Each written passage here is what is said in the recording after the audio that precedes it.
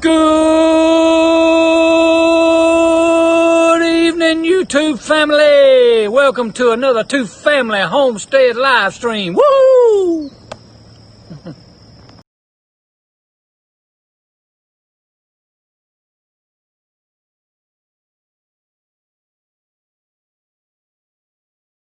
It's my turn. It's my turn. I'm sorry. I'm over here talking to our guests. Hey, everybody. It's Monday night at Two Family Homestead, or whoever we are tonight. You can hear him back in the, green room, chomping on his cucumber and his pork chop and drinking his sweet tea.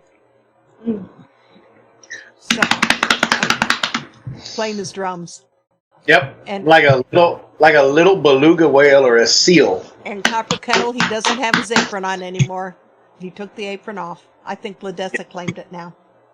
Oh, Ladessa loves that little apron. Well, just so happens we happen to have another one.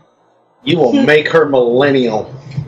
Well, and Robin, you'll be happy to know her design is on a purple shirt. Really? Yeah. Uh-huh. Yeah, we found a light purple shirt, and that went in the mail today. You'll probably get it Wednesday. Awesome. Uh-huh. As well as your goodies. Okay, well, since I'm sitting here chatting with them and nobody can see them, we might as well bring them out, I know they're asking, are your guests at your house? You got 24 people in here. You didn't have got to say hi to them. Hey, everybody. I've been busy running my mouth. Copper Carol Farms, Fairy Tale Creators, yeah. Sean in Alaska, Big Dreams Homestead. I hope that foot heals soon. I know that had to hurt. Half Acre Dreams, how are you, Miss Lizard Lady? Johnny, how are you? Simply Southern Roots. Some of these are tongue twisters. Miracle I think Farm. some people create their names just to see if you can People can pronounce say it. them 5 times fast. Grammy Karen in Kentucky. TJ, hey there, darling. How you doing? Naturally NC, Miss D. Awesome. Hidden within myself. Well, I guess we can just put them on the screen. Jason's just feeding his mouth here. Yeah, well, he was feeding his face half They an hour not ago. feeding his mouth. Robin's feeding her mouth. He was doing that out back when he was grilling. I know, right? Chopping down on those Hey, cucumbers. what happens in Marco Polo stays in Marco Polo. Okay, well, here they are. Ta-da! Ugh, who are those people? Woo, that's a handsome looking man right there. Let me tell you. Don't talk about see, Daryl like that. Now I'm see, talking about that. if That's a bearded wonder right there. Sorry. If Robin leans down just a little bit like she did Saturday night, the back of her chair, look. Yeah, it looks like. Did you notice my comment? Looked like you had cat Yes. ears. It did. That's right. Yeah, Huh? yeah. Right there. Yeah, cat ears. Yeah, we've had that happen before. I get so distracted sometimes it'll catch my eye. Hey, did you notice something? It says Gemini Homestead. Really? Yeah, it does. Daryl, Seriously? you This is how you gonna treat your guests. You don't even put the right name up there? We're sorry, ladies and gentlemen, but we are having technical difficulties here at Two Family Homestead because for some reason we are unable to spell the word big and bear. Some reason from back in our day, back when Jesus sat behind us in 2nd grade, we are trying to go with the Latin alphabet, I assume, where the G makes the B sound.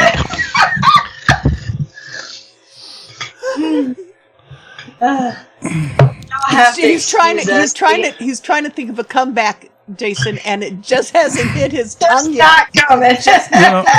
If I wasn't Here we go. if I wasn't razzled with the last second connections here, Negative, sir. I know asked us earlier today. You asked us earlier today if we would substitute, and we said yes. You had all day. hey, you were not connected here all day. All day. You don't need us connected to do that, Mr. I Give Tech on Tuesday. He's talking about Gemini Homestead. What Gemini Which, Homestead? by the way, Yeah. What Gemini Homestead? exactly. Look at that. Poof. And it's gone. Y'all, I am so sorry, And I'm not. but I'm not sorry.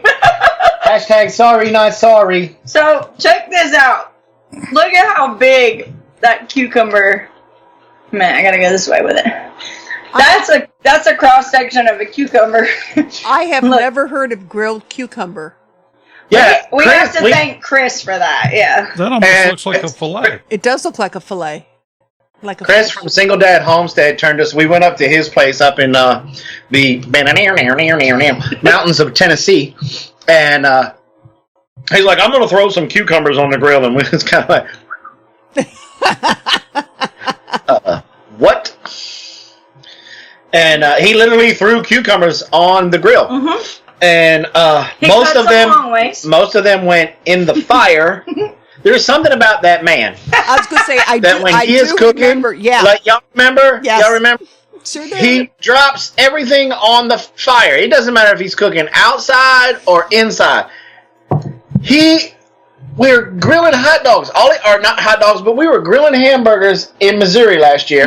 All he had to do was take the hamburgers from the grill up top and put it into the oven on the bottom because it was raining or something outside while we didn't do it outside. Right. And he would drop the hamburgers on the element in the oven, and the house would be full of smoke, and Doors I will be was like- opened. Mm-hmm. and he does that on a grill too. I think that's just part of His I don't know, charm. maybe his smoking style or something. I don't I know. don't know, but Is that why he's single? we were up there, and that's what he served. It was really good. So, And so, ooh, that is good. what do you put on it? Do you put seasonings on it before you grill it? Just salt and pepper and oil. You toss it in, no different than how you do I think Dessa used our garlic salt. Brussels sprouts Okay. or Radishes. radishes. Zucchini, anything like that? Yeah. Right. Okay. So it's you just take them, toss them in a little bit of oil, some salt and pepper, and it's good to go. I'm So- definitely going to have to try that. Yeah. Yeah. Oh, It's something I would have never thought to do. No different than, we had never thought to roast radishes before last year. right. And, before last year, we may grow like one batch of radishes and then you're all radished out.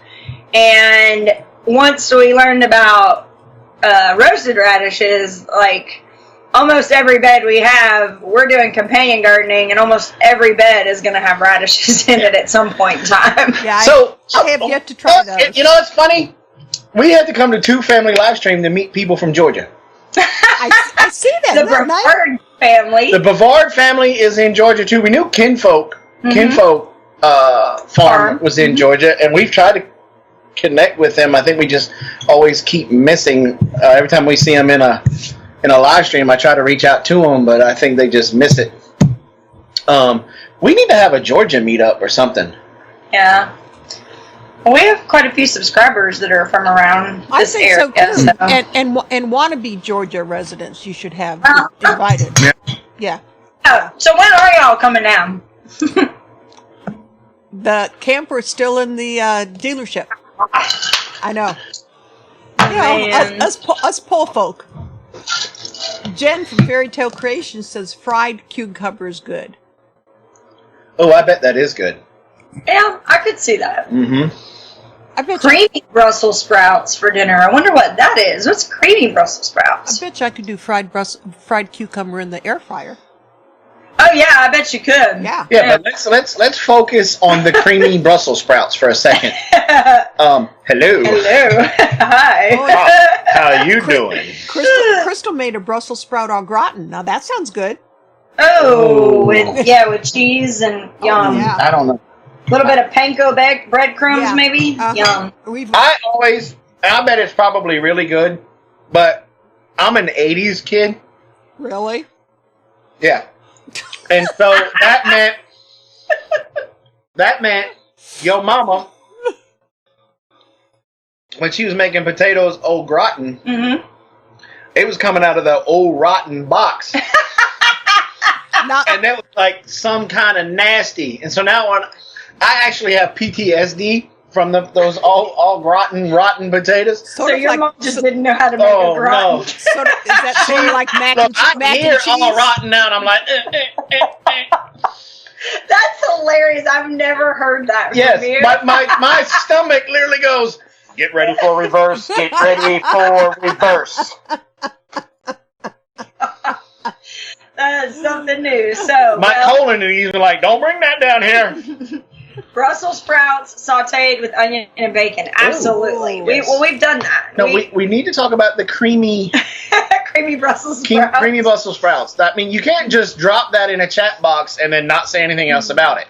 Yeah, Rosanna, So, cheese and bacon makes everything taste good. Good Exactly. Brussels sprouts with heavy cream, cheese, and garlic. Yeah, I can see that. Ooh. Oh, I can see that happening very soon. Sure. I know, sure. My No, mother, sure. my mother used to make beets in an orange sauce. That's the only way I would eat them. Yeah, it was actually Beets in an orange sauce? They were very good. I'm going to have to look through her. I have all of her recipe boxes. I will see if I Oh, can that's find cool. it. Yeah. Yeah. Yeah, so Sherry, how much of a garden have you got right now? How much have you lost to weeds, the heat, not the heat? We don't have any garden. We didn't even start anything.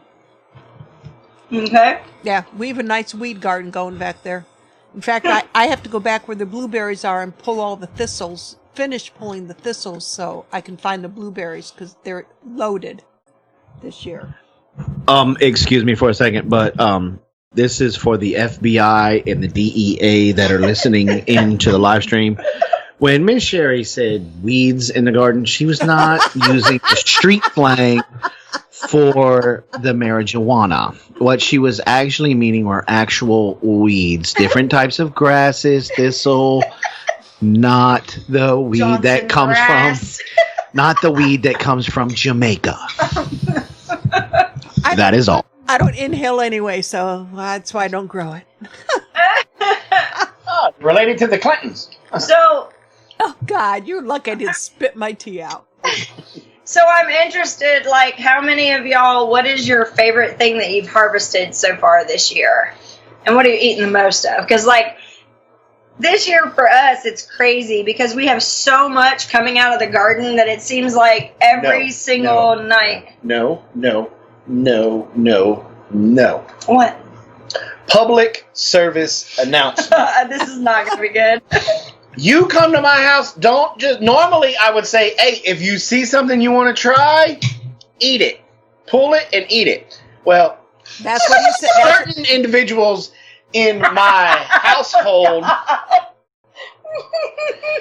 thought it would be funny if she... And this is how she got me.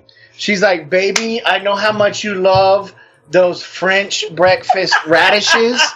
And so I planted a whole slew of, and this is how she got me because I didn't pay attention to the wording, a whole slew of radishes here just for you.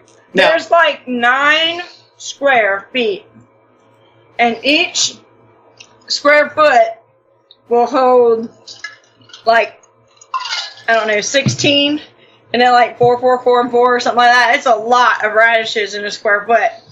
And so she said, she started off talking about the French breakfast. So in Guy brain, that meant that whole area was French breakfast. Wrong. no. I went walking by it today. Because this is what he does every day. He walks by the beds, looks at the radishes. If he can see them popping out of the ground, he grabs it and eats it. Yeah. And that's okay because I planted so many. That's the whole point of it, is to have it set that way. And so it's gotten hot enough now that the radish flavor has kind of gone away and it's now heat. Mm-hmm. So I like spicy stuff. I like the heat. So I'm walking past my area of love grazing. That's what I was calling it, because I figured my wife of 15 years loved me so much that she planted radishes for me to go by and graze on. I did. I really did. And so I was walking by today and I said, wow, There was some French breakfast, and there's some other ones. I was like, Hey, Farmer Brad. I was like, oh, she branched out. Look at this green one right here. I'm gonna try said green one. I plugged it. Now it wasn't but a bite-sized one. It wasn't but like that big around, maybe. All right. I trust my wife, or I used to. Took said radish. Wow. Got to chewing on it, and it was like I walked into the gas chamber or just got hit with mace. Because somebody snuck in a few wasabi radish seeds Oh my goodness. in there. She's loving this. And it lit me up. And see, at my house, when I was growing up, we were so poor, we were poor because we couldn't afford the 2 O's and the R. So if you put something in your mouth and you started to eat it and you went to spit it out, you better know some kung fu or be like a super ninja and can duck everything that's coming, because you gonna tote a butt whooping. And so I, of course, just in home training, I was not gonna spit that thing out my mouth. And so I just kept on chewing, and I just went, whoo! And this is happening as I'm coming down the driveway from work. And so Ladessa gets in the car and she's like, I don't think you want to go in the house right away. I was like, why? She said, because Daddy says you set him up. I'm like, I don't even know what he's talking about. The worst part is, I obviously did not do that intentionally because I don't even remember planting those in that bed. So it had good flavor to it, but it had sack you in the mouth. Yeah. So we have some great radishes growing. We have some French breakfast, some what's the purple one? I don't know. The purple one is good. Green one, not so much. I can't think of it now. I've been spitting that name out all day. Yeah. A White Picket Fan says trying to picture the Malaga, is that right? It's like a purplish. How many of y'all remember watching Who Framed Roger Rabbit?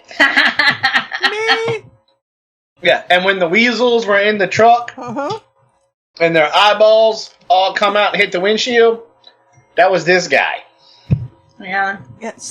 Eli, my grandson, our 26-year-old grandson, loves wasabi. Anything spicy. Sebastian will eat like it's candy. He grew up on it.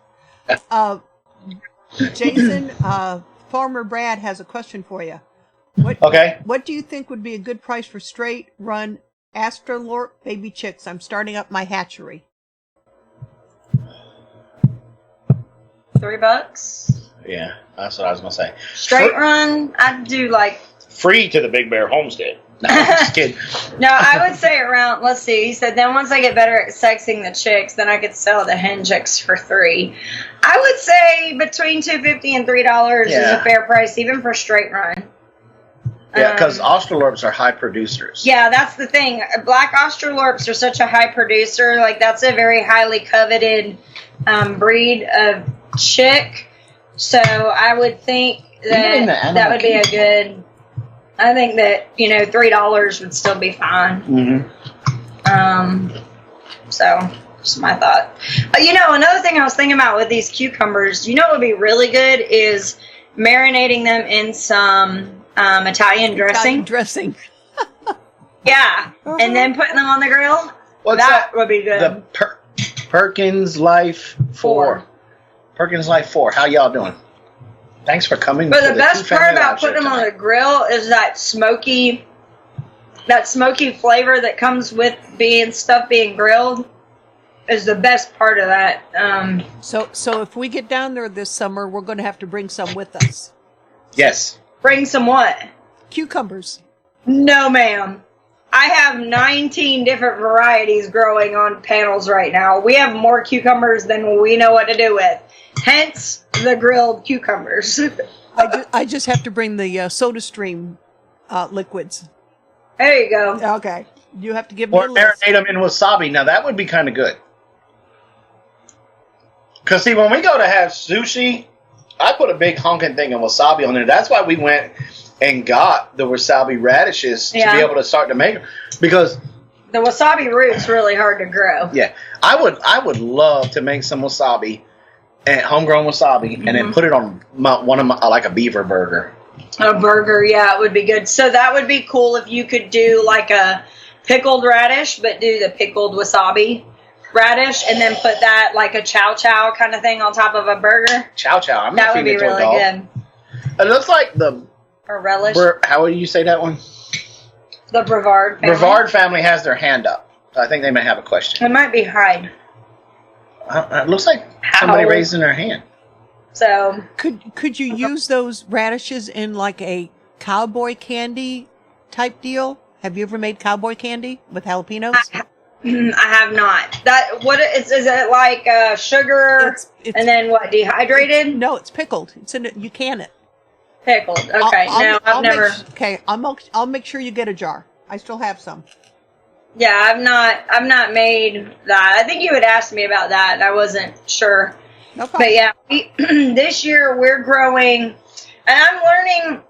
What we did is we started everything kind of early, and I planted like almost every variety of everything that we wanted to grow. So like with the beans, the very first round of beans with the bush beans, I had 30 squares. So I was able to do 30 different varieties of bean. And then from those 30 varieties on the second round, we decided which ones we wanted to plant because they were better producers. So like with these cucumbers this year, we've planted pretty much almost every cucumber that Baker Creek has. There's like I think there's 19 or something. It's a lot. And we have There's one that's super bitter, boy. I don't even know which one that one is. So here's the worst part is that, well, no, with those I did mark each one of those. But the problem is the way that all the spread is on everything and the way they all grow up. At some point, you just got to go, it's a cucumber and not really, some of them do have distinguishing characteristics. Like the China jade is hard to miss because it's a very long, thin, almost like an English style cucumber, but it's very prickly.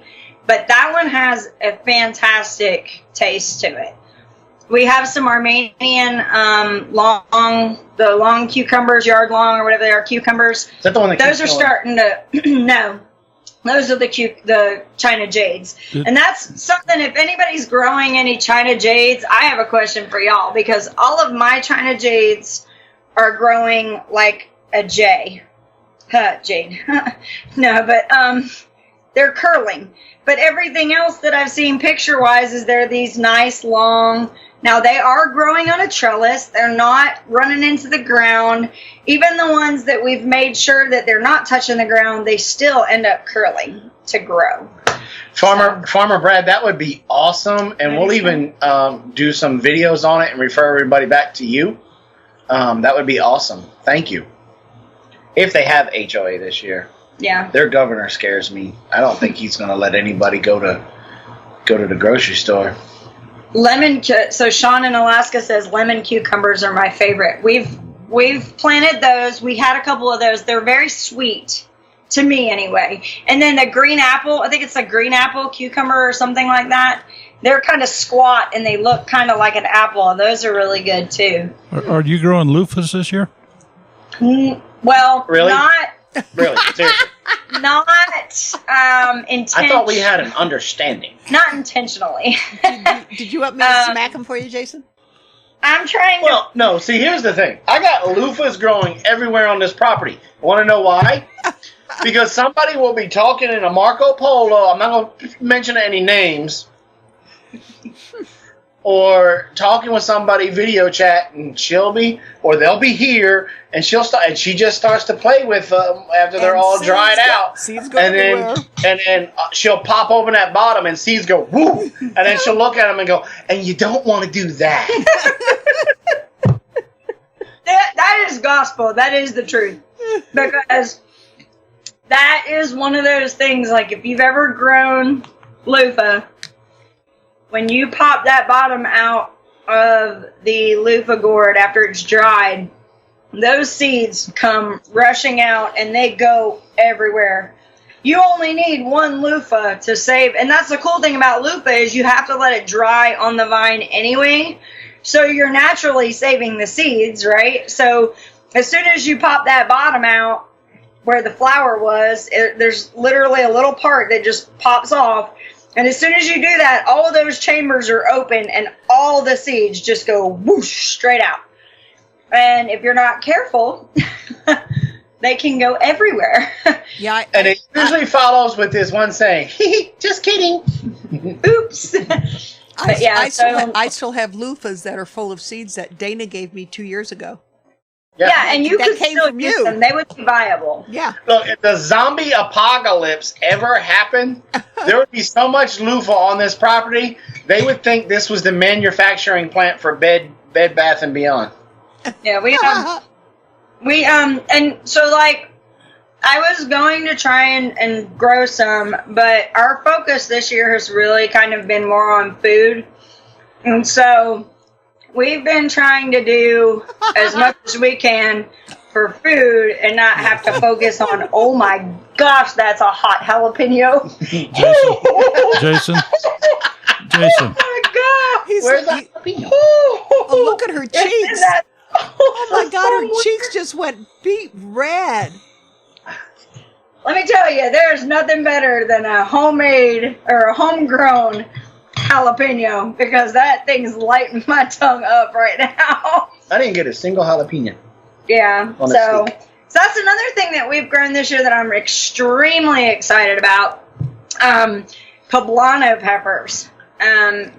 A couple years ago had started eating chili rellenos with friends. Like we'd go to, there's a only really good, well, good's not even the right word, but the only restaurant really in our area is a Mexican restaurant, and they have chili rellenos, which are actually pretty good. And so I wanted to know how you make those, and he was like, well, it's a poblano pepper. And so last year I was like, I'm going to grow poblanos next year. So that's what we did. And so now I have this whole row of poblanos and then a whole row of jalapenos. And we've been using, because the jalapenos haven't really started producing until this past week. So the week before we were using poblanos, not even just stuffed poblanos, we were just cutting them up and using them in place of jalapeno. And I'll tell you, it's the perfect, like these jalapenos are hot. The poblano to me is like the perfect amount of heat and flavor at the same time. So that's what, like Mama Tried just said, poblanos are her favorite pepper. It's not too hot like the jalapenos. So that to me, like instead of just growing them just for chili rellenos, I'll also continue to grow them just so that I might have a pepper that doesn't burn my taste buds off of my There's tongue. no more jalapeno in here. I got a good mouthful of it, right? What's that right there? No, it's right there. Anyway. Right there. Those little pieces. I just want to remind everybody the phone lines are open if you'd like to call in and talk directly with our guests here this evening, or ask us a question or them a question. Jason, your brother's in here. And he's saying hi to everyone but Jason. Yeah. Yep. He's just jealous that he's not this handsome. I mean, have you seen his nose? Are you serious? I mean, that thing is huge. Have you seen your belly? It's That okay. thing is huge. Oh, it is. But my belly is shrinking. He got to live with that forever. That's not true. He could always get that fixed. Not Not that he would need to. There's no fixing that thing. You're so mean. That thing shows up 5 minutes before he does. You are so mean. You need to stop. Oh, you've never seen my sister's nose then. I used to tease her the same way. Yep. She had, I love she Brett. has- Brett puts up with my husband when I'm not around. Yep. I'm just saying. Brett lives in Louisiana. Mm-hmm. When normal people sneeze in Louisiana, a lot of folks say, God bless you. When Brett sneezes, they say, look out, Seattle. My nose alone has more sexy than you. There's nothing sexy about that thing. You can go bowling with his boogers. Why? I Why? think he's Because he can. You know that, Robin. It's like getting two little kids around each other. Look, you know how he's always saying stuff to me? This is why we don't have friends. Just saying. Oh, if Brett ever took his shirt off when he was working outside, he'd have a white section right about here. Jason, you need to read what Big Dreams just posted. Big dreams. I heard his LOL. nose got a stimulus check. Y'all are so mean. Gosh. No, we love Brett. I love Brett. Brett is one of our heroes. He is a firefighter, first responder. Yes. So I like to bust his chops, but when we're talking and I don't hear from him a little bit when he's working, it does kind of stress me out a Jason little bit. gets very snippy with me until he hears from Brett, and then he gets snippy. Okay, you don't get snippy. No, I do stress out a little bit when, especially when I know he went on a call, and if I don't hear from him from a long time, He said, for a long time, then I usually reach out to Amy, and I think Amy laughs at me, and she's like, "You just get used to it. Don't think about it." I'm like, we're in the middle of a good conversation. So I didn't really see much of anything of everybody saying. Is there anything that anybody's grown this year that they're like super proud of, that they're just like eating nonstop, that they love? I grew a marine. Oh my God. You're horrible. Horrible. Or anything you want to grow this next year, this year? Some of us still have time. Because that's one thing we're doing. We have our garden right now that, what? I gotta read Big Dreams. Yeah, I don't think that's going to happen, Anne Marie. Nice try, though. But I think there's something very empowering about every meal that we have. We're going out to.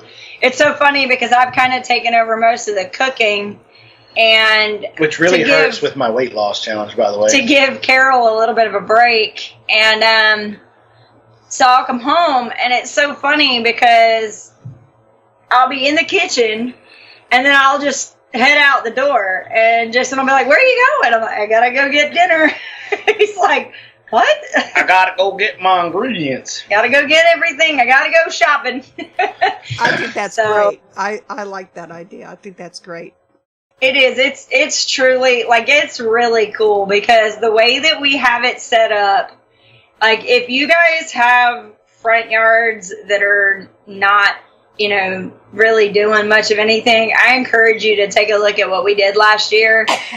The thing that, how we've set it up, it's literally 40 feet to go to grab. Well, that depends of where you want to start grabbing, because you got them two beds real close to the porch, so you got maybe 10 feet. Yeah. And you're starting to grab stuff. Yeah, I've got stuff, but my furthest is maybe 50 feet, 100 feet at the most. Well, And that's not even. I've got green bean. I've got stuff everywhere. And it's just really nice to have, like, I have potatoes, onions, garlic, green peppers, tomatoes. There's still kale growing. I really got to get up in the morning and pick it in the morning because it's still nice and crisp in the morning. In the middle of the day or in the evening when I get home, it's wilted. But I think we're gonna either dehydrate some or ferment some or maybe a little bit of both. But I have to get all of those out of there because I want to plant watermelons and melons in those beds. So Built on the rock homestead. You said you're having issues with snakes. There are some things that you can do, like those green gardener snakes I wouldn't worry about, but those rattlers. One of the things that you can do is order a pizza. That way you get the pizza box, or 2 or 3 of them.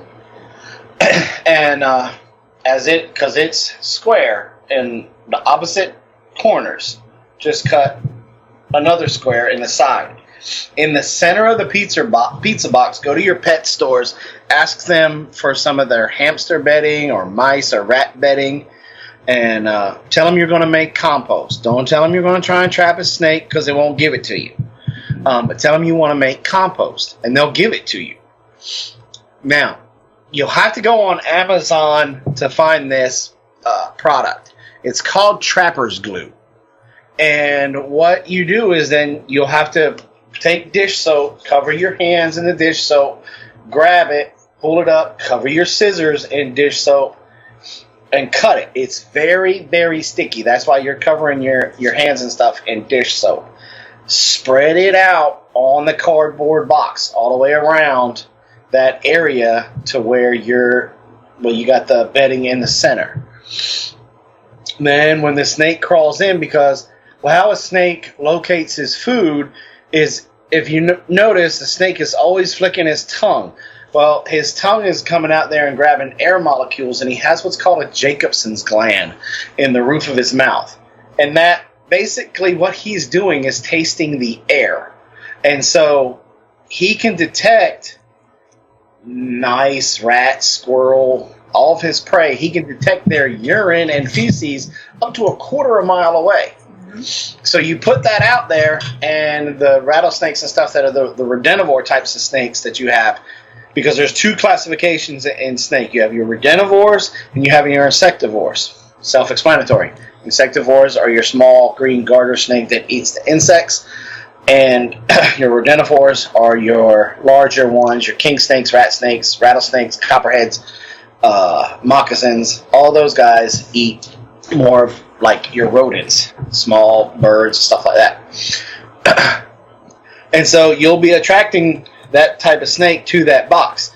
When he goes to start slithering in that box, that glue will hold him, and you'll come out. You may just have the tail hanging out or whatever. Then you just pick said pizza box up and throw it away. I just figured you'd probably just put a stick in it and pick it up and use it for a rattle. There you go. So Mama Tried says she's got green beans growing like crazy. That's awesome. Rustic Traditions has tomatoes growing. Brett said they've put sweet potato slips in for the first time. You know, we did that last year, and I actually have volunteers. When you plant them, make sure that you dig everything up, because if you don't, they'll come back. They will come back. And as they crawl, you know, the vine will start to vine out, and it'll actually send out more shoots to be able to make more sweet potatoes. So definitely pay attention and dig up all of your sweet potatoes, because otherwise you'll have more next year. Hidden Within Myself harvested 60 garlic. That's cool. Let me put another urge out here for anybody that wants to call in. And the reason I'm doing this is because inactivity that exceeds 40 minutes cancels our phone line. Then I have to get a new number and password and all that. So we got to get a couple people to call in here and say hello.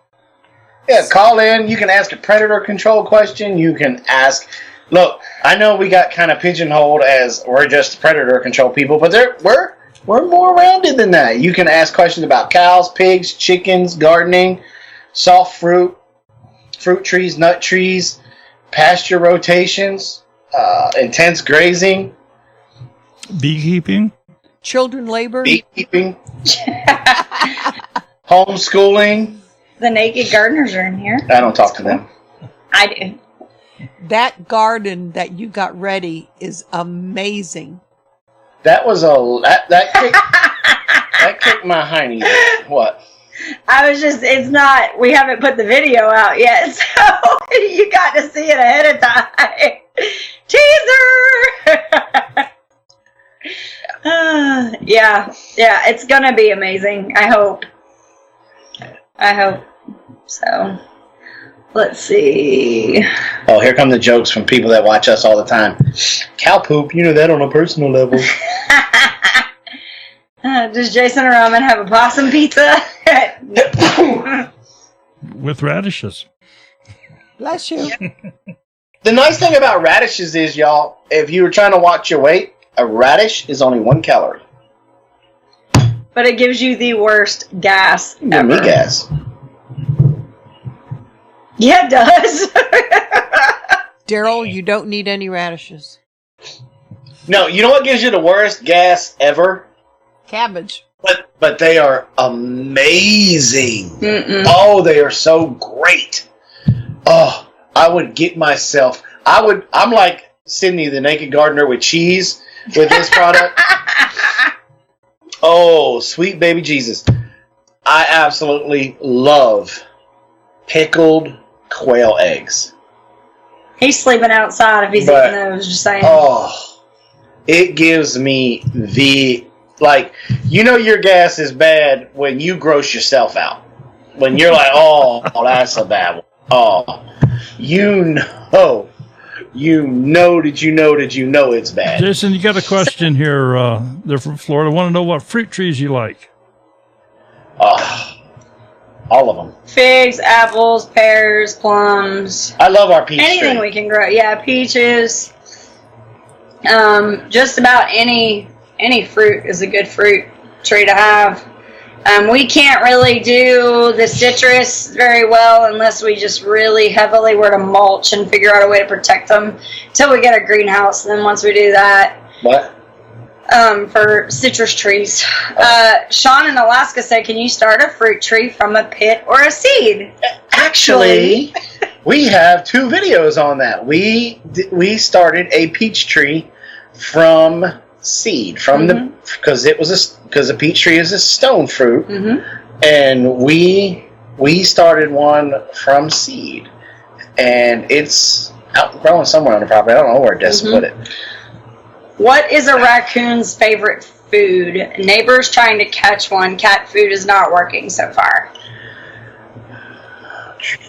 Well, then that raccoon is used to eating people food. So I would try Twinkie, honey bun, black licorice. Black licorice. Black licorice is going to be like crack to them. It's because of the anise extract in the black licorice.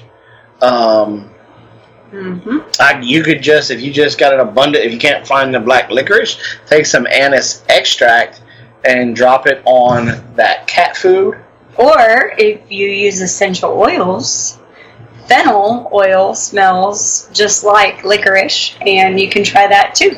And you can get your essential oils from Big Bear Homestead. No, but for real, you can. Yeah. Fennel does smell a lot like anise, and It does.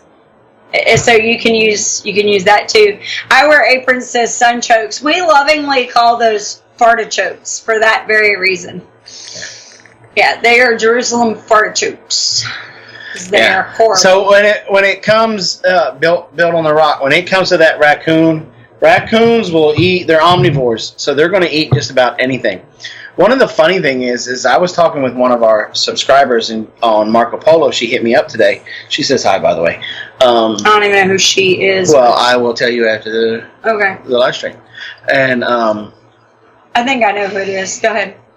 But she was talking today. I forget where I was going with that. Oh, she's in Chicago. And I said, the funny thing about, because she's like, I've never seen a raccoon in Chicago. I said, you got them. I said, in fact, you guys got raccoons so bad up there in Chicago that one of the colleges that's close up and around in Chicago, they did a study about those raccoons, and they would catch them in cages and trank them, and then they would do blood samples. And like 98% of the raccoons that they caught up there all tested positive for having diabetes. Wow. Because they are raiding folks' trash cans and eating all the processed food and all of that junk, and they're getting diabetes. So Gary B said marshmallows are killers here for raccoons. Yeah, you could do little mini marshmallows or the big ones. Yeah. When it comes to raccoons and possums, there's nothing that you could say that this works all the time. I always start with cat food because it's the cheapest. You get a real cheap dry cat food, and I put that in my coon cuff, and I run with it. But if I'm not catching anything in 48 hours, 72 hours, I'm switching it. I'll throw some marshmallows down there. I'll throw parts of a honey bun in there. I'll throw black licorice. Black licorice. I have my own fishy smell type bait that I make for trapping season, but I like to use that in my pocket hole sets more than I do in the coon cuffs because it just makes coon cuffs just nasty. And nasty. Yeah. So. You know. So again, if the cat food's not working, that I would almost bet that he is a he's a trash panda. Yeah. And I would just start putting pizza, fried chicken, anything like that in there. And yeah, that'd be good. Yeah. Now, if you're trying to catch a naked gardener, you need cheese and nacho chips. Salsa and nacho chips. That'll catch you. That'll catch you a naked gardener all the time. That's got to be Tori. Can you use your man bun?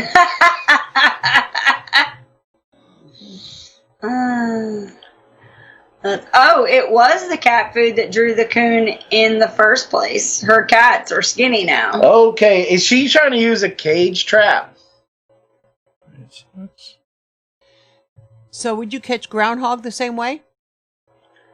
I'll catch a groundhog by his foot or in a 220. That's the easiest way to catch them is a body gripping trap. Well, we can't use a gun out here where we are. We have them, but we can't use them. No, a 220. No, 220 is a body gripping trap. It's a conibear. It's a big square, and they run through it, and it. That's how I got Ben Holler to start catching all of that, because he had a bad groundhog problem, and I sent him home from HOA with a couple of 220s, but he wasn't getting them sturdy enough because he just didn't have the experience. Now we went up there one afternoon, stabilized and was able to really show him how to do it. And then my phone started blowing up with all the pictures of the groundhogs. He started. Can you eat a groundhog? How do you skin a groundhog? I feel like all the different questions. Okay, let her cage trap. That raccoon is educated. He has been caught in a cage before and released, and you will never get him back in there. You are going to play HE double hockey sticks to get him back in there. I mean, is she trailing some of the cat food out? And is she removing the cat food out of the scenario where that's the only one that's there available? But I'm betting he's been caught in a cage before, and somebody did the despicable thing by trying to relocate him, and you are now dealing with somebody else's problem. And your friend may need to contact us and purchase a dog proof, aka a coon cuff trap. So that way, and then what you would do, here's another thing that she can try. It could be the trap location. Try to figure out how that coon is getting to where the cat food is. Take that trap out to the coon. Take that trap. Well, you're bringing the cat food in at night. That he's been caught before. You're not going to catch him in that cage. But I would try to move the cage. You never know. You try to move the cage out to the path to get his attention before he gets up there to where he's used to getting the cat food, and camouflage the cage really well. Like if you can get it in some tall grass, to lay the grass over the cage to where it looks just like a cubby hole, and you can take the squareness away, that might get him in there that one time. But once he's in there, you've got to dispatch him, because if you relocate him, you're probably going to be breaking about 20,000 laws, but you still... Yeah, she has it set by where the cats eat. Tell her to move it out more...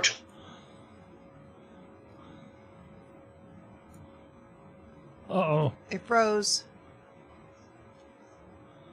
Uh-oh.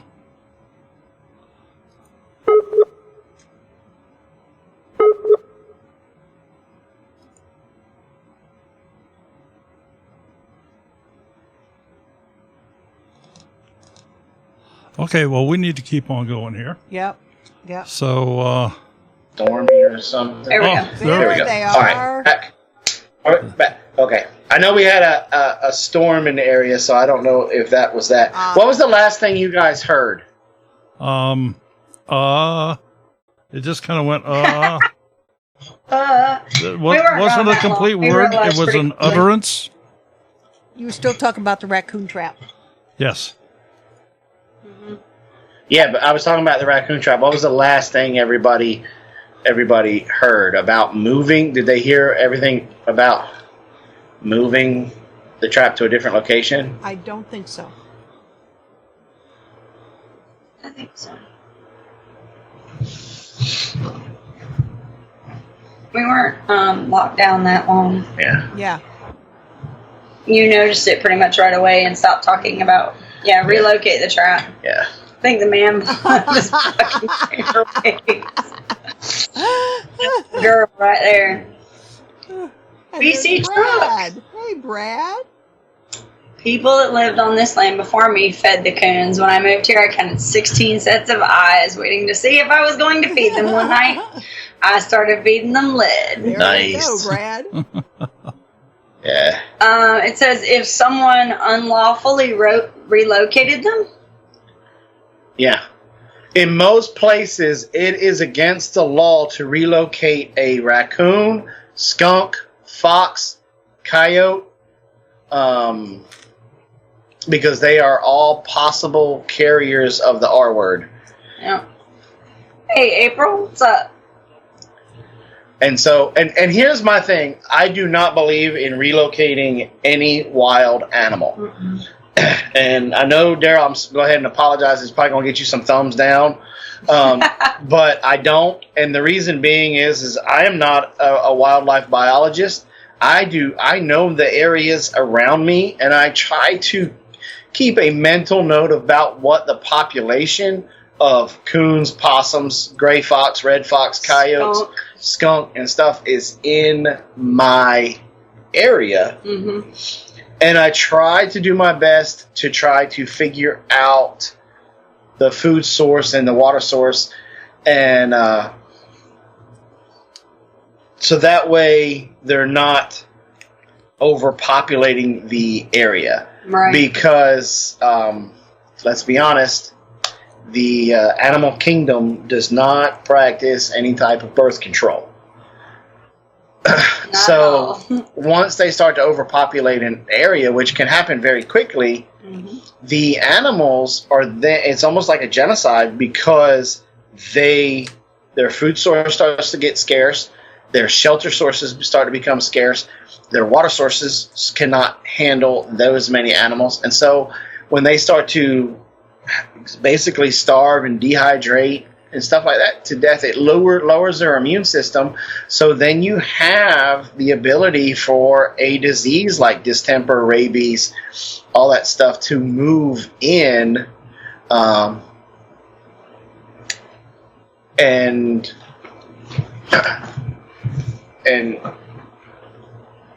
really start to eliminate those the overpopulation. Yeah.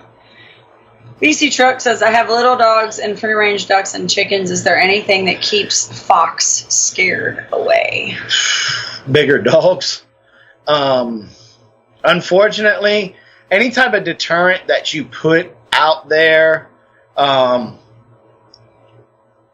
sooner or later, the predator is going to get wise to it. Like it's going to figure out that it doesn't. Those fake owls, those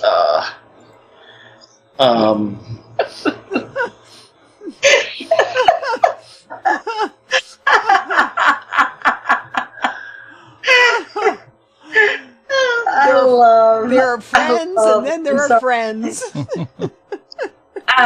So Cecilia says they're not allowed to dispatch there. We have to hire a company to relocate them. I bet you that company's not relocating. Yeah. I mean, the only way that they are going to relocate any type of animal that's a possible carrier of the rabies virus is if your population is just dangerously low. Yeah.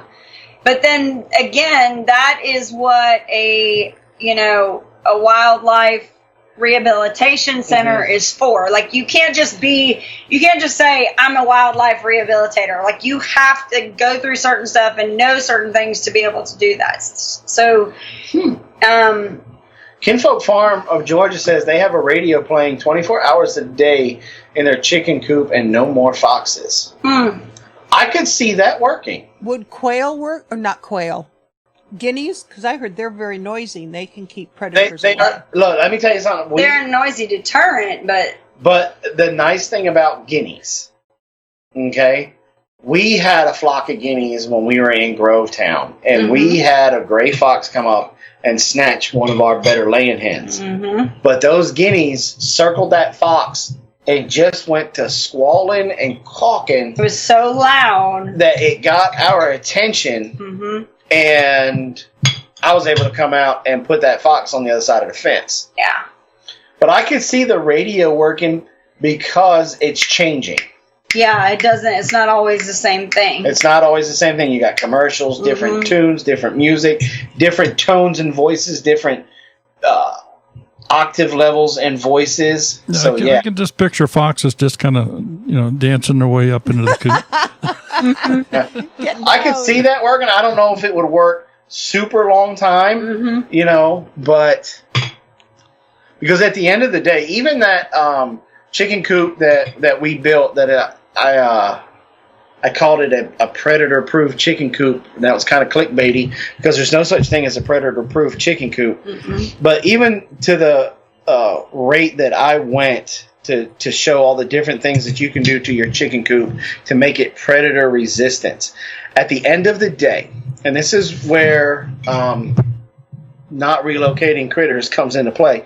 When your population gets so large that these animals get so hungry, nothing's going to stop them, because they will dive bomb. You'll have birds of prey that will dive bomb chicken tractors over and over and over again until they can get in, because they see those baby chicks in there and they're hungry. They're determined. We had a population boom of our birds of prey here about 4 years ago, and we must have had to kill. We had over 200 chickens at the beginning of this season, and by the end of the season, we had like 3 left. Yeah. But we must have killed 20 or 30 falcons, half a dozen red-tailed hawks. No, we didn't. Yeah, we did. I'm not ashamed they can't come get me from that, because those birds were going to die anyway. Because they were missing wings. They were missing legs. Yeah, like when they would finally get into the chicken tractors, they were almost dead anyway. They were mutilated. And so we just put them out of their misery. I like what Kinfolk Farm says. That, Jason, you don't want to take your problem to somebody else's farm, because that's exactly what you're doing. Yeah. And that's exactly what you're doing whenever you relocate, is you're just... So Dee said no more signs of our neighborhood fox, by the way. That's cool. April said licking fences can cause diseases too. And Built on the Rock Homestead that's exactly, stuff like this does happen. 2 decades ago, I bought a fake owl for my apartment balcony to scare the pigeons away. The pigeons would sit on the balcony next to the owl. I've actually seen them sit on the owl. Yeah. So it does happen. Can you dress up like a chicken in a coop to catch the predator? I had a friend who had a problem with coons fishing in her yard pond. She put a radio under a box by her pond, and no more coons catching her fish. Or do you have to dress up like Chris Henson to catch a predator?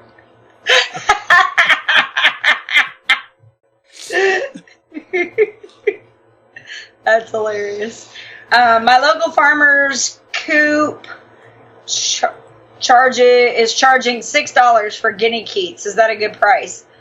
I think it's about $5 or $6. Murray McMurray's a little bit cheaper than that, ain't they? I don't know. Check with Murray McMurray. Well, they go through hard. Sorry, go ahead. We get all of our birds from there, and every bird that we have gotten has been crazy healthy, crazy strong, to where our loss rate is next to nothing. Nice change then. Huh? A nice change that you went to them instead of up here. Absolutely. Oh, yeah.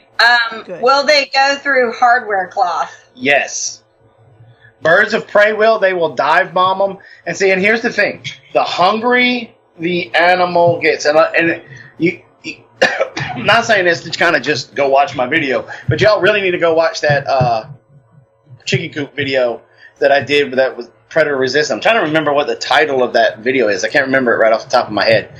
But at the end of the day, it boils down to, are you going to make this raccoon or fox or coyote or fisher or wolverine or whatever spend more calories trying to get to your birds than he's going to get from said bird? Everything in the animal kingdom, whether you're talking about a wolf, a bear, Daryl, anything, that's always going to take the path of least resistance. Right. And especially with wild animals, it is all about calories. Mm-hmm. So if I can spend 5 calories to get this chicken that's going to give me 100 calories, then by all means, I'm going to jump this chicken when he ain't looking, or I'm going to hide here in the corner, and when he comes walking by, not really paying attention, I'm going to reach through the fence and grab him and pull him through. Right. Whereas if you make it more difficult to where all of a sudden that raccoon is going to have to spend 150, 250, 300 calories to get the 100 calorie chicken, he's going to go on down the road because it's just not worth it to him because it's all about survival.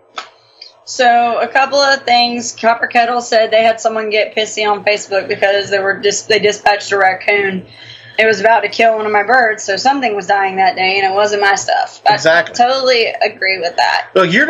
Look, and I don't mean this in an ugly way, but you're always going to have people that are going to get upset about anything. If the zombie apocalypse broke out, there's going to be a group of people that are going to be fighting for the rights of zombies and that we shouldn't be stabbing them in the head. Because it's just the way that the world is. But at the end of the day, you have the right to protect you and yours. And the same thing, it's just conservation. And that's what a lot of people don't understand. Conservation is not saying, do not kill any more lions, or do not kill any more raccoons, or you just don't kill any more deer. No, conservation is making sure that you're putting the footwork in and you're harvesting the animals, because each animal can't live forever. He reaches a peak. Brad. And when he reaches that peak, he's going downhill. And when he starts going downhill, that's when he starts to become weaker. He'll get injured faster, more and susceptible to disease, and he's just living a miserable life. So there was a good question here. We had a red-tailed hawk stalking our birds out. Now we have crows hanging out. I was told if you have crows, you won't have owls or hawks.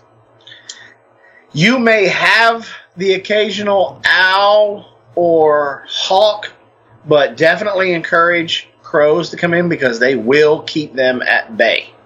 Crows will, you watch it all the time. They'll chase off a hawk. They'll chase off an owl. So that's a good natural deterrent. Yeah, we even sometimes will catch flack because there's, we have a lot of people that are big time dog lovers.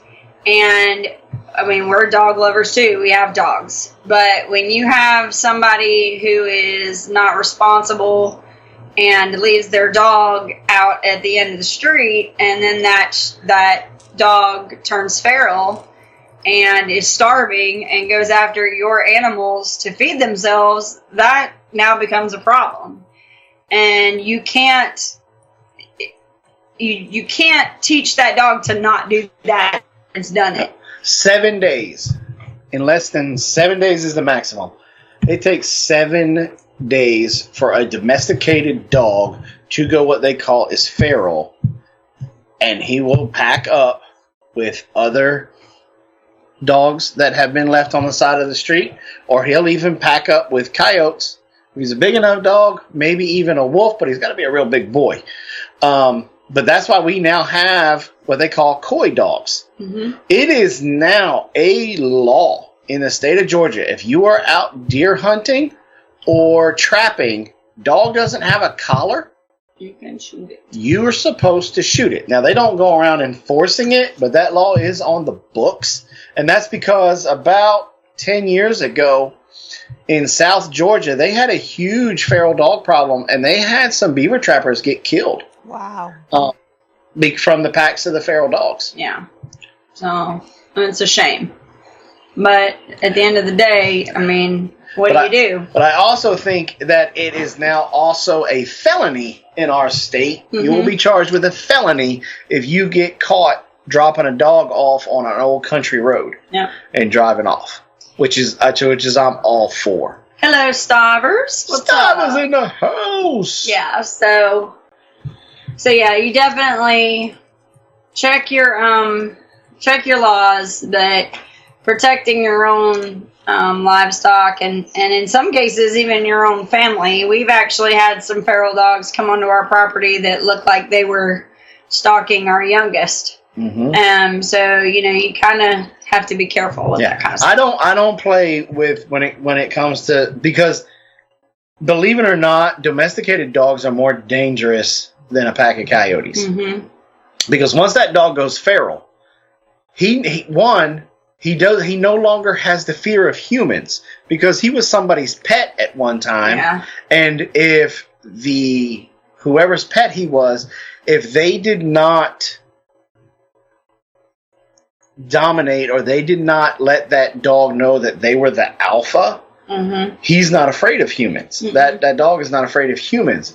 So then your little ones become prey. Yeah, that's what Dee's saying. The coy dogs are brave enough to come near homes because they've been domesticated. Yeah, that's a huge problem. Super huge problem. Yeah, that's why if you have a trappers association in your area and you don't want to take the time to learn how to trap, every state has its own trappers association. Mm-hmm. Reach out to that association. They will connect you with a trapper in your area. Now, a lot of trappers do nuisance wildlife work, so they may want to charge you. But you may find a guy like me that looks at you and says, trapping season starts in 2 weeks. In 2 weeks, I'll come out there for free. If you need me to do it now, I'm going to have to charge you. But some of those guys may just be looking for trapping territory. So if you got a good chunk of farmland and you're having issues with skunks, coyotes, any type of fur bearer, reach out to that trappers association and get that trapper that's close to you. And as long as he is not a jerk and he comes and checks his traps every day and he's respectful to your property, you can develop a good relationship, and your predator issues will be slim to none. They'll be maintained. Because during trapping season, which is usually in the winter, because that's when the guard hairs and stuff come in, that's when the fur trappers, they want them because they get a better price, and you can keep your population very, very low to where they can pretty much survive on any field mice and field rats that you may have in your pastures. Yeah. Also, there's a thing called a food buffer. My feelings are kind of hurting. Nobody called in yet. That's because you're not able to call in. You're the one that called. I know. I usually kick things off. So, Built on the Rock Homestead said someone a few months ago dumped a Great Pyrenees near me. I was able to capture him and find a good home. The dog was clearly a failed LGD who wanted to just be a pet. And, stuff like that happens. But fortunately, you were able to catch the dog before it completely, became feral and was no longer. What? BC truck. That is exactly how ours is also. Like today, but ours is also lazy. Uh-huh. Apollo is extremely lazy. Apollo is our Roddy. Mm-hmm. And he was up underneath the one oak tree in the shade and was laying on his side, and the neighbor up front, who doesn't really nobody doesn't like, he would lay there. He didn't even pick his head up, but he was barking like he was coming at him, boy. He was Just laying there. Just laying there. And I looked over and I was like, Apollo, you could at least stand up. No, he does that from the house because he can still see down the driveway because we have like window panels where he could see, and he'll just be laying there with his head on the ground and I'll be like, roof, roof, roof. I'm like, who are you barking at? And then Gizmo, our Great Pyrenees, that dog hears a butterfly fart. Yeah. And he is. He's going crazy. Yeah, he doesn't care what it is. He barks at everything all night long. Yep. The frustrating part about that, though, is that there have been times where we've had an animal out, or, there had to be somebody kind of. He's like the boy who cried wolf. Yeah, there are times, and I often wonder if there are times that he hears or senses something is wrong and we just don't catch it.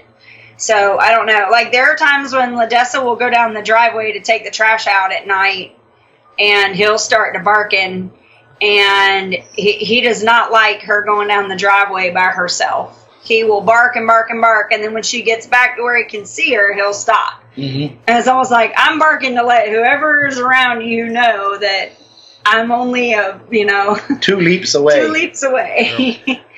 So. I'll be dog tired by the time I get to you. April said, Apollo, I'm too comfortable. Jason, you go get it. That's probably accurate. Yep. Big and fierce Rottweiler, and he's just a little wuss. Huh. Mm-hmm.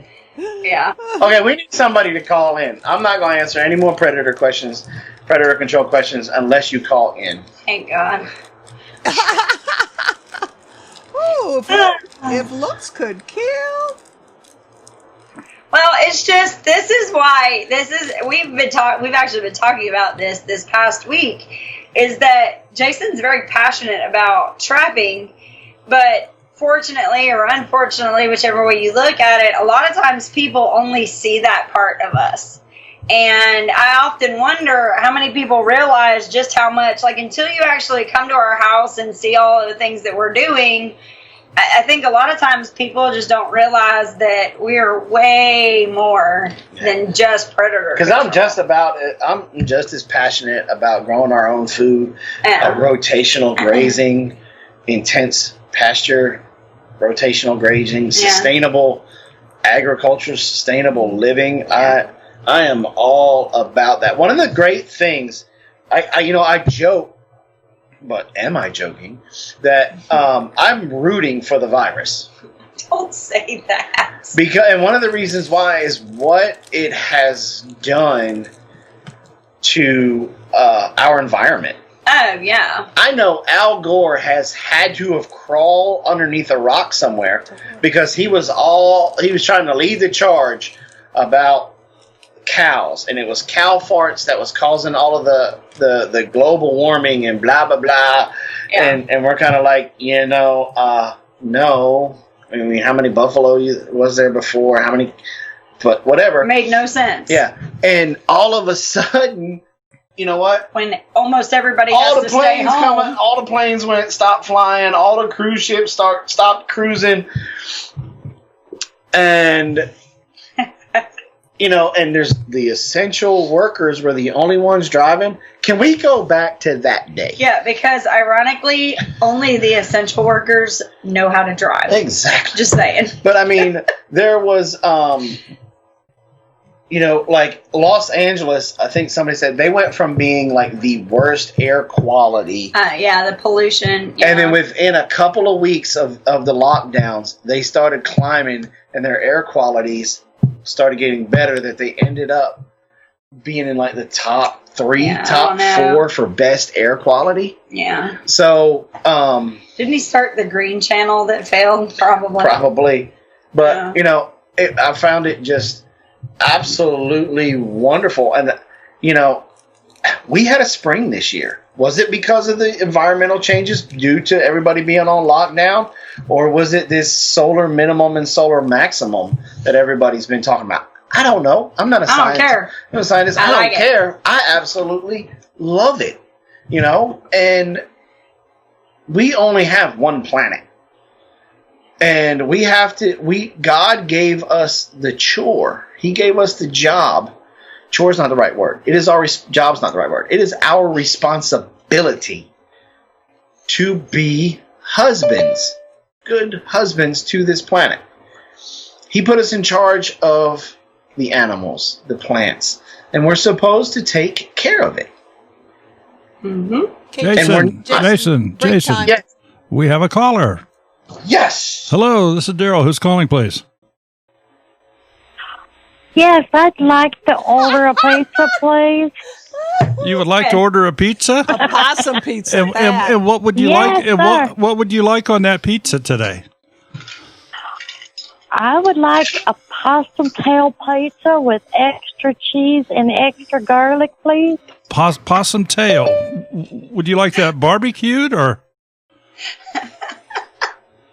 I love Brenda. She's so funny. We got some canned possum right here. We can send your way right now for 4 easy payments of $29.95. But wait, there's more. And we even got canned armadillo. There is more. She broke the ice. We have another caller here. Let me get them in here as well. You're gonna be popular. This is Daryl. Who's calling, please? Fuck you! That was What nice. the crap was Well, that was rude. What? Okay, well, I will now say this: that is the last new version of trolls. That is the last caller that we will allow into the room that has their number hidden. Ah, There you go. there you go. Jason, did you get your tractor fixed? Nope. Yeah, I don't answer hidden phone calls. We Sorry. try very hard here to not only extend a lot of respect, but we deserve respect back from people. And assholes like that person that just All right, Daryl. White family It farm. just got real. When you hear Daryl talk like that, yes, sir. Anymore. this is the white picket fence. Are you calling to get a pizza as well? Would you like possum tail with yours? Well, I think she's closer to me than she is y'all. I could That's probably true. Yeah, throw exactly. some pineapple on that, and we'll have a party. Yeah, Tim, we had sheriff's department show up one night. The person that did the calling called the local police department, but we are out of their jurisdiction, so they transferred that to the sheriff's department. And our whole house was surrounded that night. And one of the 2 sheriffs that walked into the living room, I have known since he was in grade school. He's my youngest son's best friend. Thank God for that. Yeah. Uh-huh. Yeah. Mm-hmm. You know, Yeah, I remember that night. I had the computer. I had you guys already muted before that call came in because I'm telling you, those things scare the hell out of me. I just people don't have no daggone better things to do with their time. People have no morals in this world nowadays. It's true. Well, I've had about it enough just to tells keep you the people. mental health They capacity of all our, need taken out in the streets and world that we forced. live in. Because I mean, I don't know if any of y'all have noticed this. have some stuff But- wrong upstairs where you get your kicks out of doing stuff like this. I mean, even when I was a kid, we used to call certain convenience stores or make prank phone calls. Hey, is your refrigerator running? Well, you better go catch it. Yeah. We only did like 2 or 3 because it got old, and then you went on and found some other type of trouble to get into. Or ring somebody's doorbell and then go running down the street to watch them open the door. Yes. I've heard about that. I've never done that. I just heard Where you that was put done. cow poop in a paper bag and light it on fire.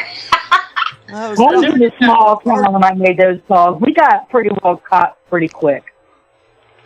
And we were doing them from when I was babysitting. While I was babysitting for the chief of police, it was not pretty. Making calls anymore. Way to go! But have y'all noticed that I don't go out very often? I just can't. I don't like going out anyway. But since all this deal's been going on and people are starting to open up a little bit and everything, when you go out in public, people are ruder. I mean, they are rude. Mm-hmm. I mean, even when I get customer service at the grocery store, they are rude. I don't know. I haven't seen as much of that around us. They're definitely getting more brazen and more bold. Mm-hmm. This is something we haven't shared on our channel and haven't really talked about with anybody. But about 2 weeks ago, I had to stop. I was on my way to my acupuncture appointment. And I got out of the truck and I started to put gas in the truck, and I noticed these three in their mid-20s, early 30s guys walking towards me, and there was just something funny about the way that they were approaching me. It made the hairs on the back of my neck stood up.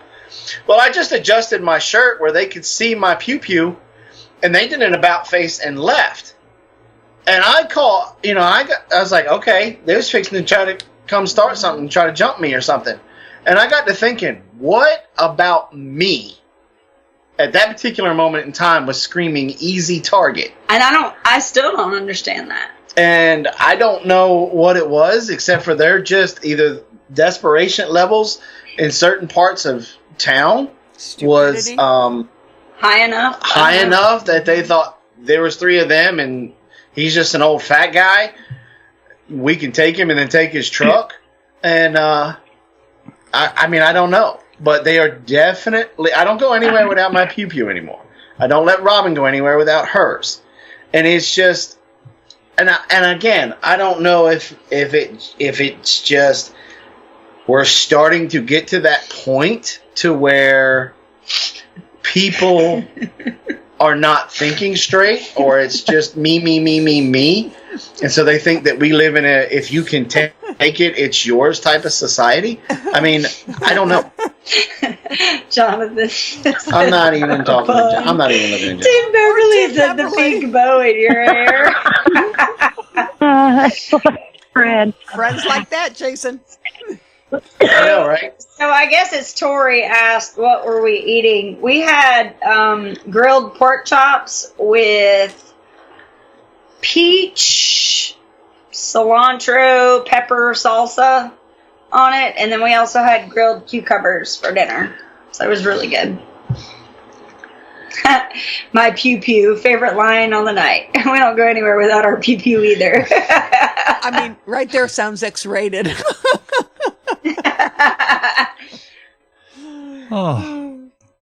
Yeah. All I know is stupid people, when you get more than 2 or 3 stupid people together, they just become that much more stupid. Yep. And brave. And, yeah, it's called mob mentality, but I don't know. This whole world's getting stupider by the minute. Yeah, but Linda... And ladies, every single lady in the house tonight, please listen to me. Wasp spray. It shoots, yes. Some of them shoots 25 feet, some of it shoots 30 feet. Mm-hmm. Put some in your car within arm's length. You don't believe me, just go to YouTube and watch Road Rage. Okay? A lot of these young punks they don't care if you're male, female, young, old, they will come up and they will try to just cold cock you if your window's down. They'll start beating on your windows. All you've got to do, crack that window just a little bit. You got 30 feet. Spray them in the face. Yep. And haul butt out of there and call the cops. Yep. They will have to go to the emergency room. And the cops will be able to pick them up right there. Because, like when Carol and Ladessa start driving, they're going to have wasp spray in their car. because they're going to be at that age where in the state of Georgia, they're not allowed to carry a pew-pew, they're not allowed to have pepper spray, and they're not allowed to have a taser. So we're going to do what we're going to do, and oh well. Yeah. You know, we'll deal with it in court. I lived in the hood. I slept with my pew-pew. You know, and Yeah. Back a couple of years ago when I was in the semi, I would sit there. If I had to sit in the truck by myself at night, while the other half was, you know, the building doing whatever. I sat there with a can of Aquanet and a lighter. I was not afraid to make it the crib. This day, I still have a can of Aquanet. Yeah, spray and a lighter. I wouldn't do the lighter. I wouldn't do the lighter. But Does your whole can wet?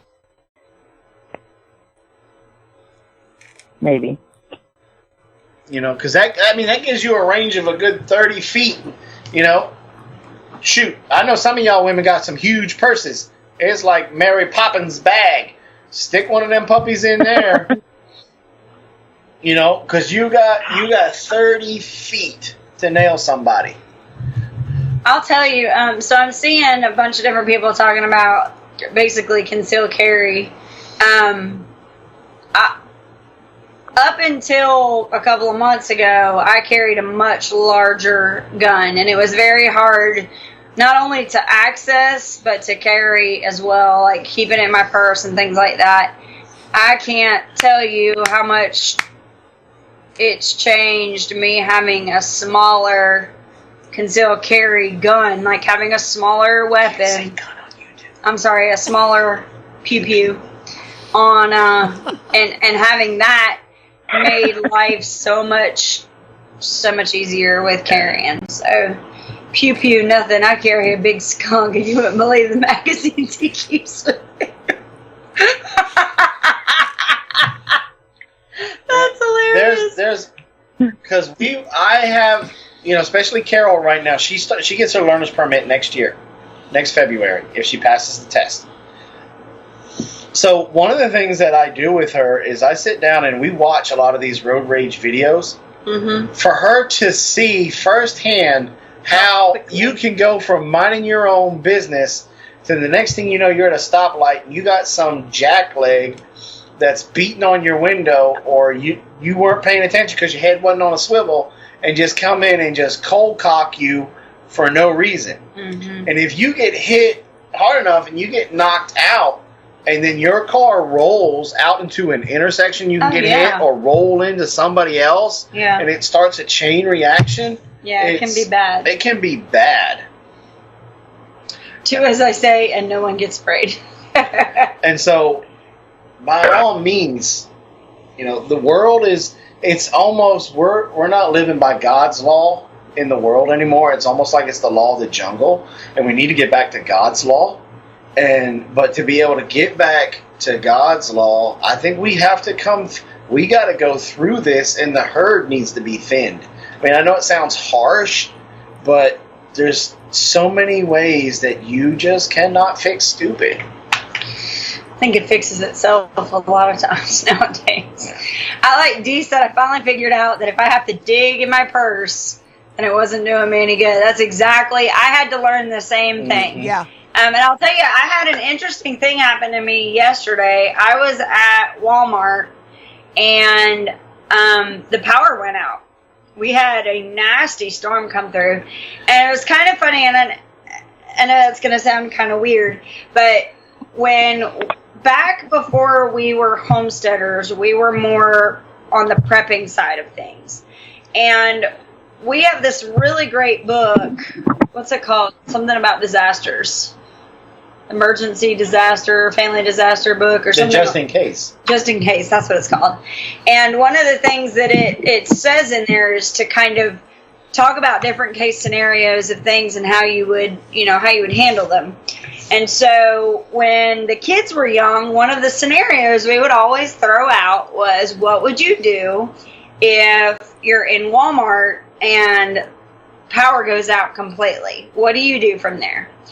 And so it was really funny. Here I am. I have just checked out, and all of a sudden, power goes out. And I know Walmart has generators, I'm expecting the lights to turn on. So the very first thing that my brain does is go check your phone, check it for an EMP. So it was really funny because we've done this so many times. It was like second nature.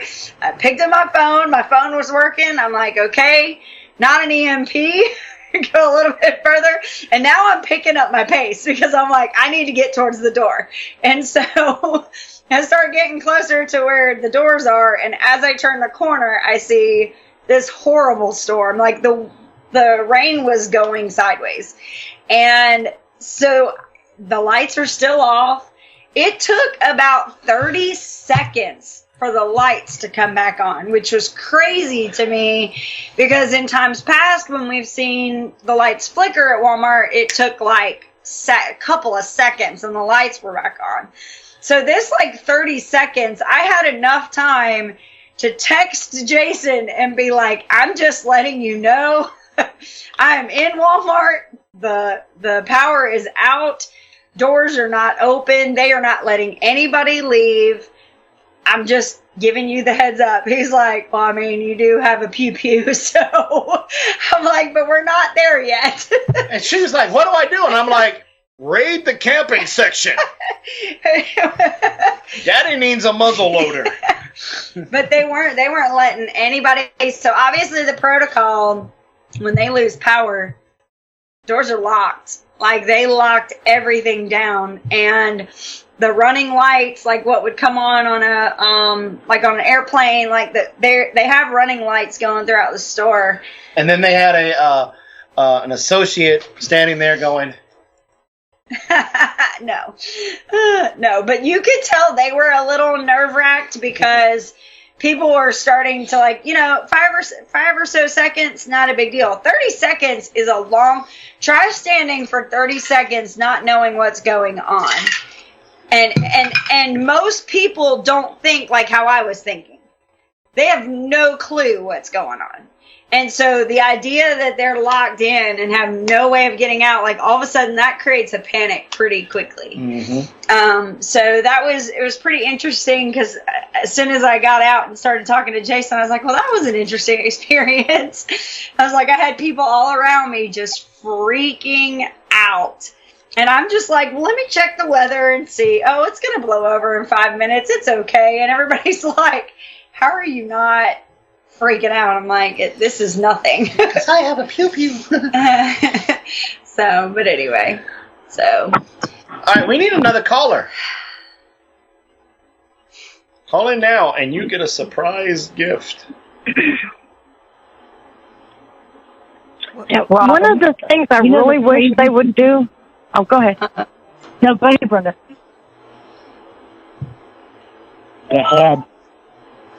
Oh, I was just going to say, I wish one of the things we could do with the home community, especially if and when we ever get together again in groups, is have some defense, especially for the women in the Homestead community. Uh-huh. You know, we spend a lot of time home alone with kids, working. You know, most women do the grocery shopping, things like that, and women really need to know how to defend themselves. Yes. A lot of women, you know, we're a small part of the community. There are a lot of women out there that are completely oblivious. They're walking like potential victims. And and you can get complacent. Look, my kids taught my wife a very valuable lesson like 3 weeks ago. They weren't even that long ago. It was like last week. LaDessa hunkered down in the back seat. All the way across the floorboard of the back. And Robin went off up the driveway. Carol was in the passenger seat and was going to unlock the gate for me. They get up there to the gate. And all I did was turn just like this, and out of the corner of my eye, I saw LaDessa. And thank God my brain immediately registered it was her. because my hand was going straight for her neck. I was like, "Arr!" And she's like, "You didn't clear the car." One of the things that and she's gotten me twice. That was the one you knew about, but she got me a second time too. Yeah. So, ladies, take that extra second or the extra 30 seconds. Walk around your car, especially if you're by yourself. Walk around your car. Okay? Just take one lap around your car. When you're approaching your car, pay attention if there's anything underneath your car. Yeah. And look in your windows in the back seat. If you got a hatchback, look back there and then take a look around. If you have anything, while you're doing that look around, if you have anything underneath your windshield wiper, or one of the good ones is the plastic bottle, and they have it stationed so that way when you start to back out, it'll come down and it'll make the crinkling noise, and people will stop to get out and look. Don't stop. Don't stop. Even if it's a glass bottle, don't stop. Back out, go on down the road. Going. Go to the next gas station, and then get out to look to see if there's anything wrong with your car. But go ahead and don't read the thing that you pulled out from underneath your windshield wiper. Just snatch it off, get in your car, lock the door, and go.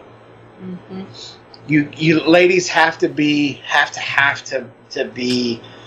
Your head has to be on a swivel. You have to be very aware of your surroundings. Take your keys, interlace them between your fingers when you're walking towards your car, or you're walking, especially if it's dark outside, walking to your cars or to the store.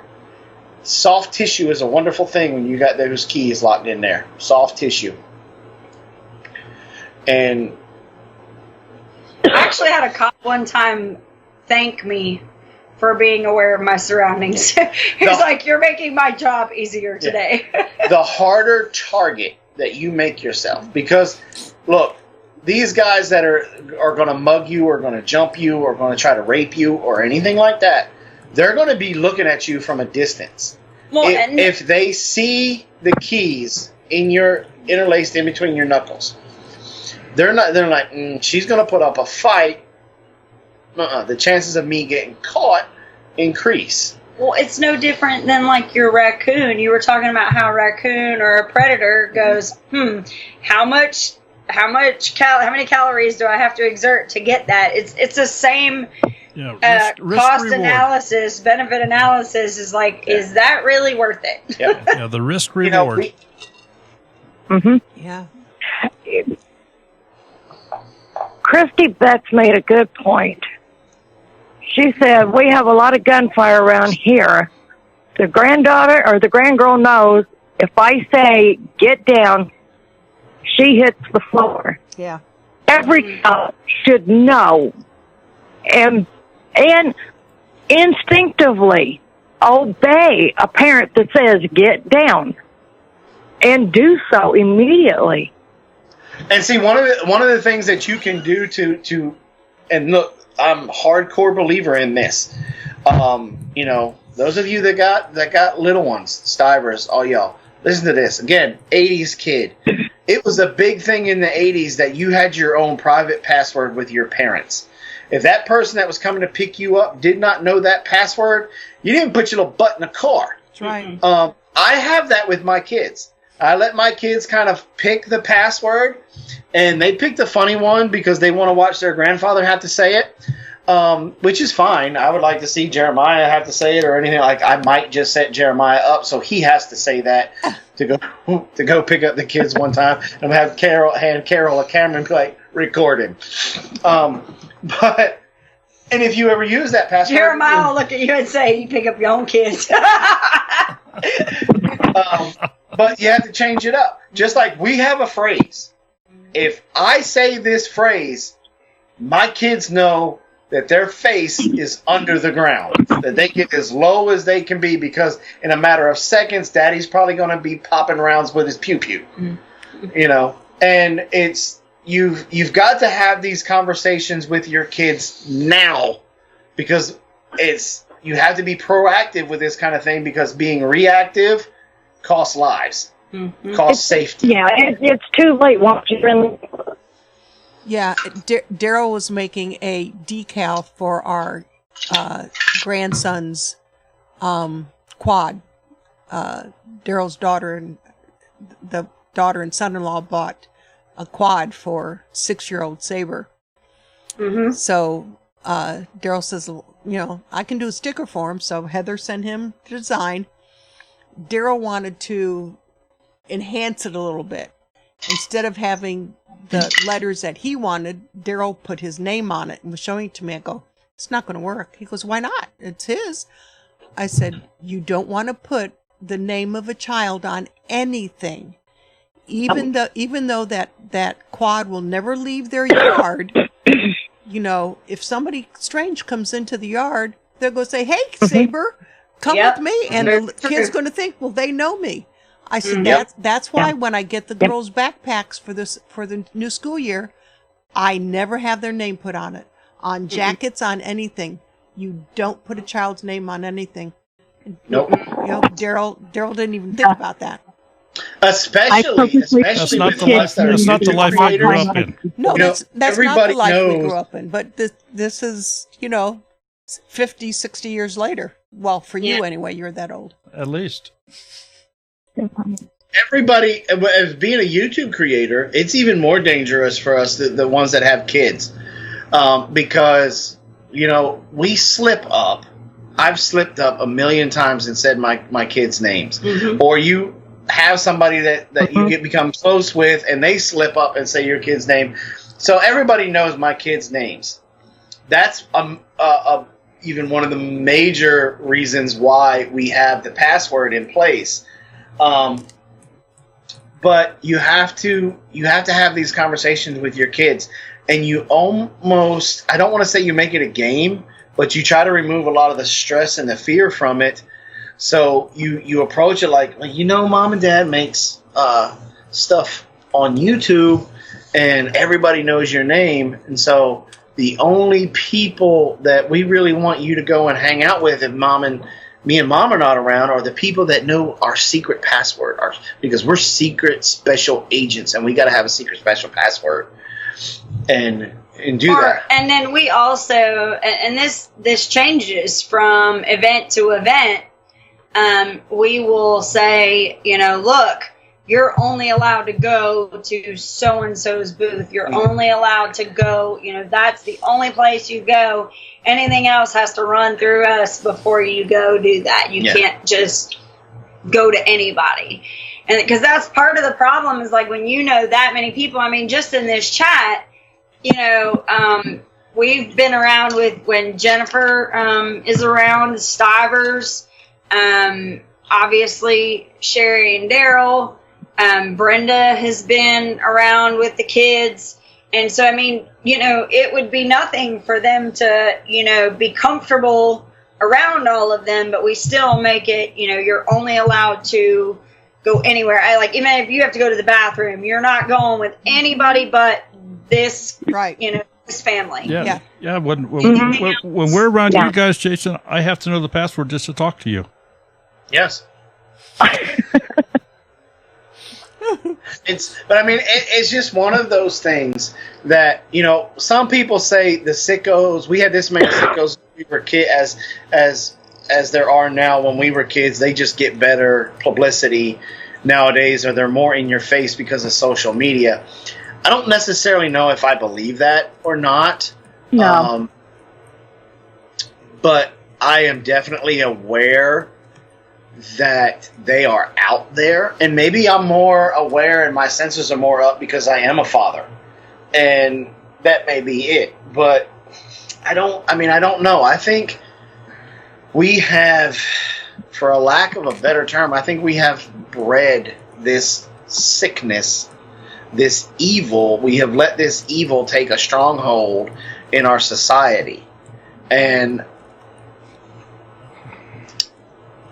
I really don't know how. Do not start me, Jason. Huh? Do not start me. I'm reading Stivers. You have a target on your back as a YouTube creator. It's so difficult. Our children are so young, but we try to make them understand the safety of it. I have nightmares of them being taken. I'll tell you, our very first year when we did our very first event was HOA, and we really didn't know a whole lot of people then. Yeah. And so, you know, it was just me and Jason, so we didn't have to worry. We didn't have the kids, did we? Yeah. The very first year. But so then when we went the following year, we kind of saw how everybody did everything. And that year was a little scary because the thing is that you know so many people that we didn't really think about having to have that conversation. And after that first day of realizing that they could go off with anybody, and then it's not that anybody has bad intentions, it's just trying to track them down, you know, because you know so many people, it's who has them. Mm-hmm. And so what we've had to really do is we kind of buddy up with whatever families that we're okay with them being around. And I'll tell you, though, there's also strength in numbers, because all of those same people that I'm saying that I'm nervous because there's so many people they could go with are also pairs of eyes. And I'm sure we all do it. If I see Stivers' kids walking around and I don't see them around, I'm going to make a mental note of that, you know? Or if someone sees my kids about to break a kid's arm, they're going to bring it to my attention pretty quickly. Oh, you mean like at the HOA? Yeah, like at HOA. So, you know, it's there's also strength in numbers as well, as we have so many people that well, when you as like now we're going into our third year, fourth year at HOA and the other ones, so we get to team up. We get to, and this is where the community aspect comes into play with this, because we got the Stivers, we got Jess and Jeremiah, we got Ethan, we got Sherry and Daryl. You know, we got Ben and Andrea. Ben I mean, and Andrea, huge. Ben and Meg that all have kids or grandkids with them. That they all those kids kind of flock together anyway, and they go around. They migrate to like their own little herd, and there's safety in numbers. But then all of a sudden, you know, you got mommy. I get to go with her, the lady with the bear on her shirt, right? You know, and it's yes, you can go with her. Yeah. You know, and it's literally the village. Then that is. And Stivers, that's one thing I would tell you that we ran into last year. Friends of ours, I'm not going to call them out by name, but friends of ours were okay with us helping their children. And so one thing that they did to kind of take the scare out of it, like you were talking about, is they knew that at this function we were going to be wearing our Big Bear shirts. So it was very easy for their young children to notice our logos on our shirts. And so it was very easy for them to say, I'm allowed to go with her. Now, the problem with that can also be if we have a lot of people wearing Big Bear shirts. Yeah. That could be a problem. But they knew us. They knew who we were, and it was just easier for them to identify us and see our shirts as well.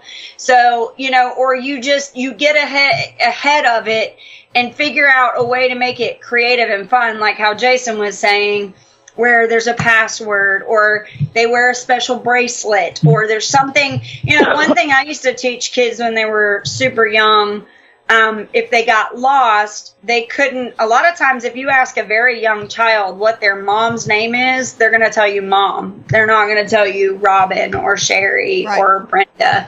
And so we tried to work on that with them, but also, you know, a lot of times we used to tell kids, you know, if you get lost, go find a cop or go find, you know, somebody, a police officer, a fireman, something like that, or if you're in a big crowd. What we used to tell people is if you're in a store, look for the person that's putting their hand in the register. And that seemed pretty easy for even a 3 or 4 year old to understand. If they saw somebody putting their hand in a register, that was somebody who was important enough that they could tell that they needed to find their mom and daddy. So, you know, you just have to be creative with what you teach them as the age as they get older, you can obviously say more, but you definitely don't want to scare them either. Right. And you definitely don't want to, if you find a young child wandering around in a store and you ask them, well, honey, what's your mommy's name? Mommy. You don't want to utter the phrase, well, what does your daddy call your mommy? Oh, no. Because if they have a bad marriage, you really don't want to hear it.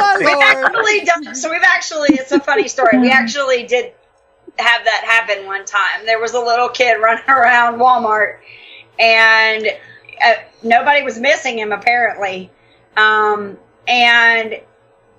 we were like, well, sweetheart, what's your name? And he told us his name, but it was really hard to understand him. And so we were like, well, what's your mommy's name? And he said, Mommy.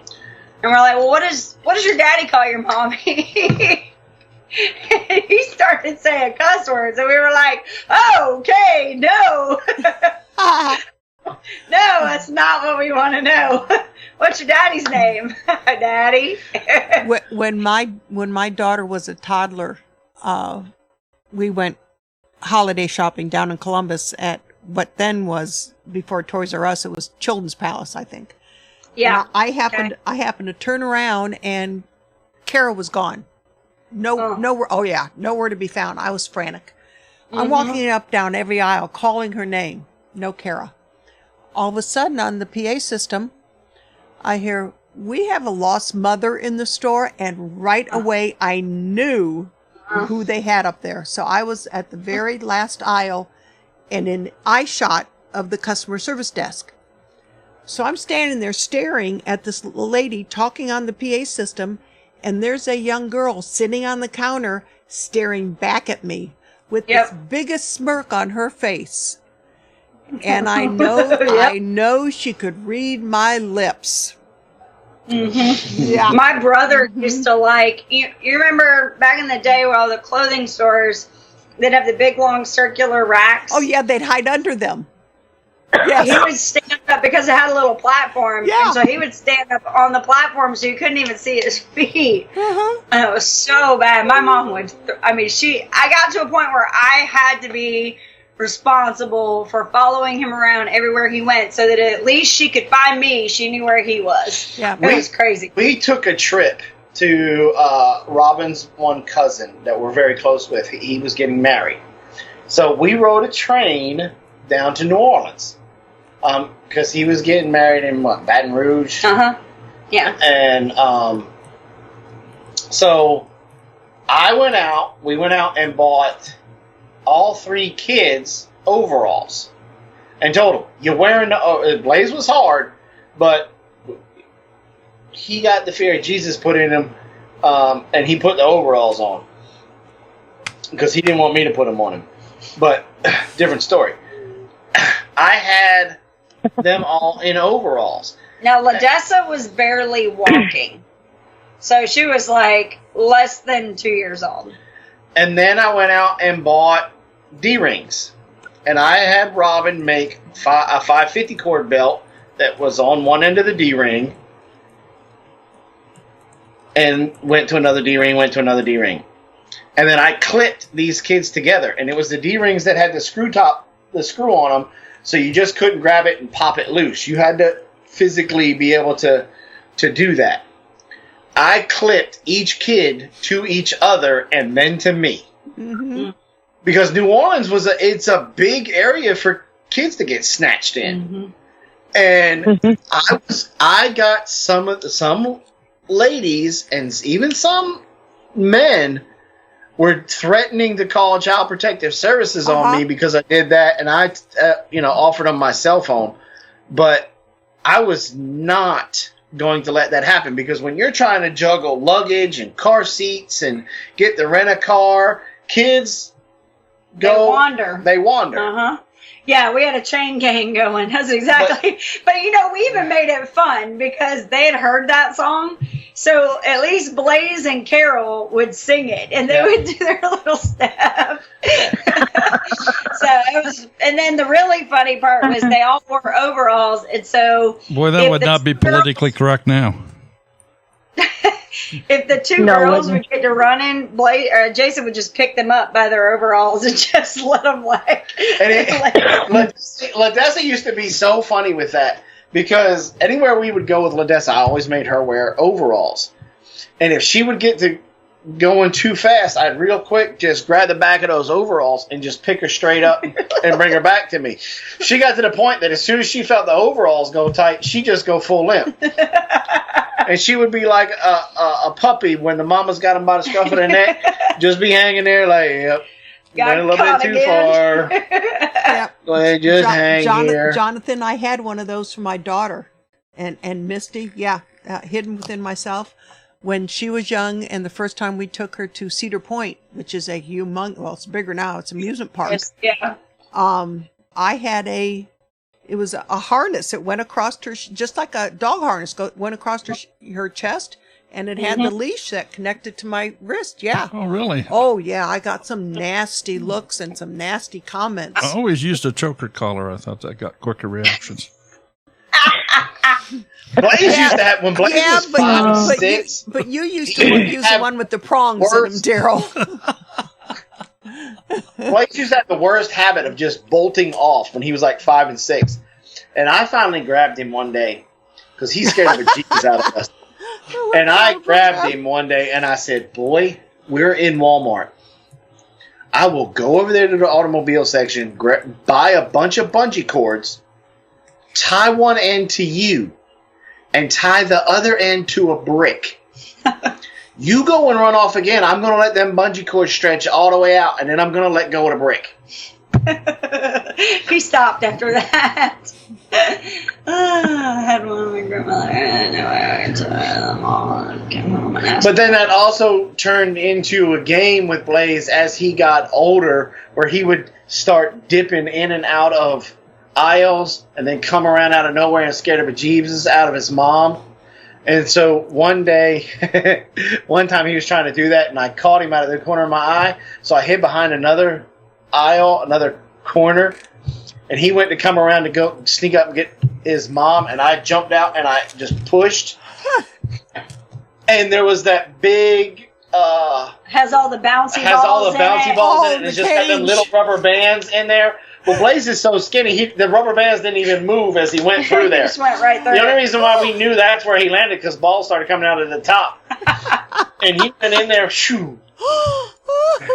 It was so bad because there was a Walmart worker like in the next aisle, and all the balls start going everywhere.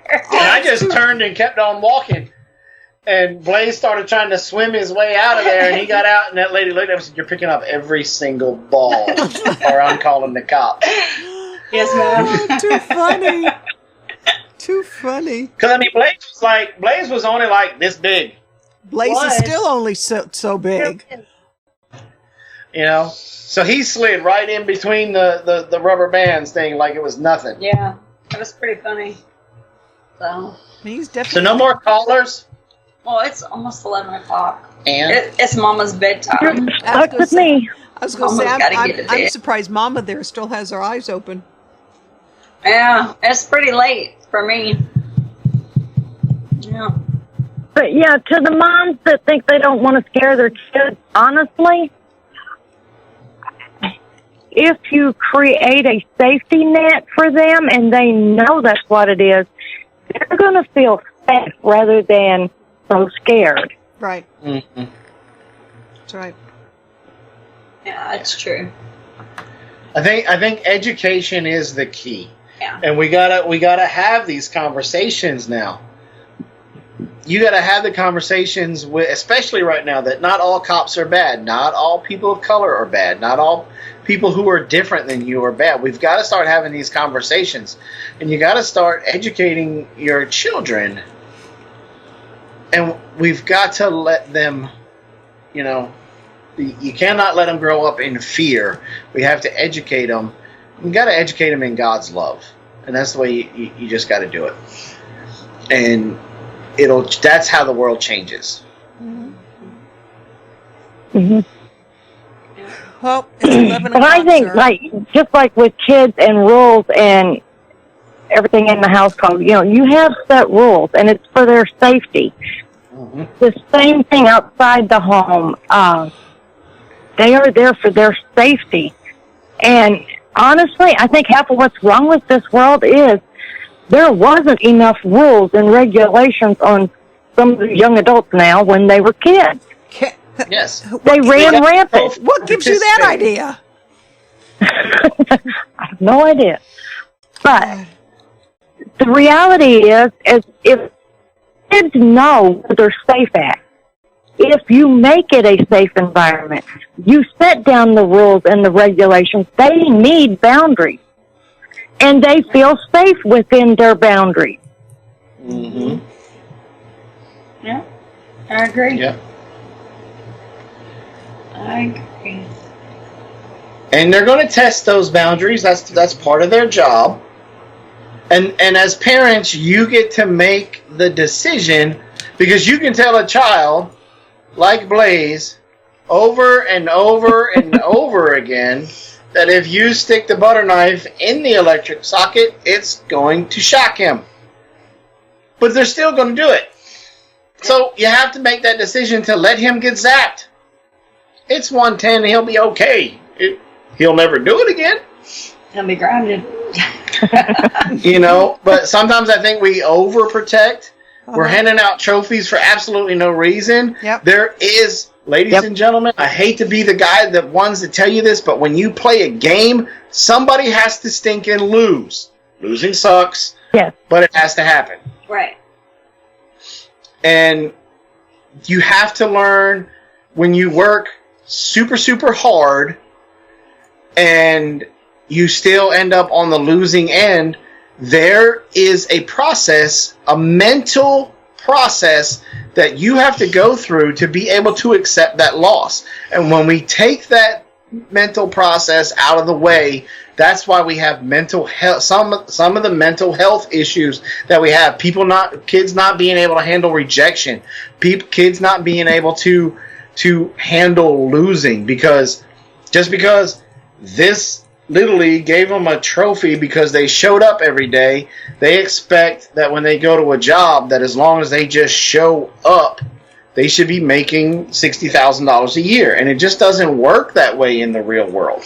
And I think we are painting a picture to our children that is unrealistic and irresponsible. Well, I like, J-Love said that I think some parents took the "it takes a village" to mean let the village watch their kid. One thing I found, or that I think has happened too, is that our generation, when we were in school, teachers still had authority. And so when we grew up and had kids, we naturally, and we spent a lot of time in school. We did after school programs, we did, sports and different things like that. We went to fairs that were run by the school, pizza parties, all kinds of stuff. Lock-ins, all that stuff. Well, when we started sending our kids, the school system was starting to take a nosedive. And it's funny because when I was in school, I actually went to a Catholic school. And yes, I got the ruler across my hands. I got the wooden paddle across my hiney. They took that away, and all of a sudden, we're still expecting the teachers to somewhat raise our kids because that's how we were raised. But they don't have the authority to do so, and we're the ones taking the authority away from them. Yeah. And so that's a huge problem. And I'm going to call straight up BS on the fact that you got your knuckles wrapped by a nun or a paddle on my hiney little Miss Goody Two Shoes. No, I'm calling BS. I think you just adding that in. No, I did. I got my hands smacked one time because I was leaning back on a chair. I was balancing on a chair, and there was somebody had bored a hole in my desk. So I was taking a pencil, and I was balancing myself with the pencil, leaning backwards, and when I fell forward, my pencil went right through my hand. And so when I got my pencil back out and I put my hands down, I had a nun smack me across the other hand to to let me know that I don't need to do that again, as if the pencil in my hand was not enough. Oh, Lord. And then just my like other, goosebumps. my paddle across the hiney was the first time that I realized that my mouth was always going to be the thing that got me in trouble. I was talking, I was in second grade, and I was talking when I shouldn't have been talking.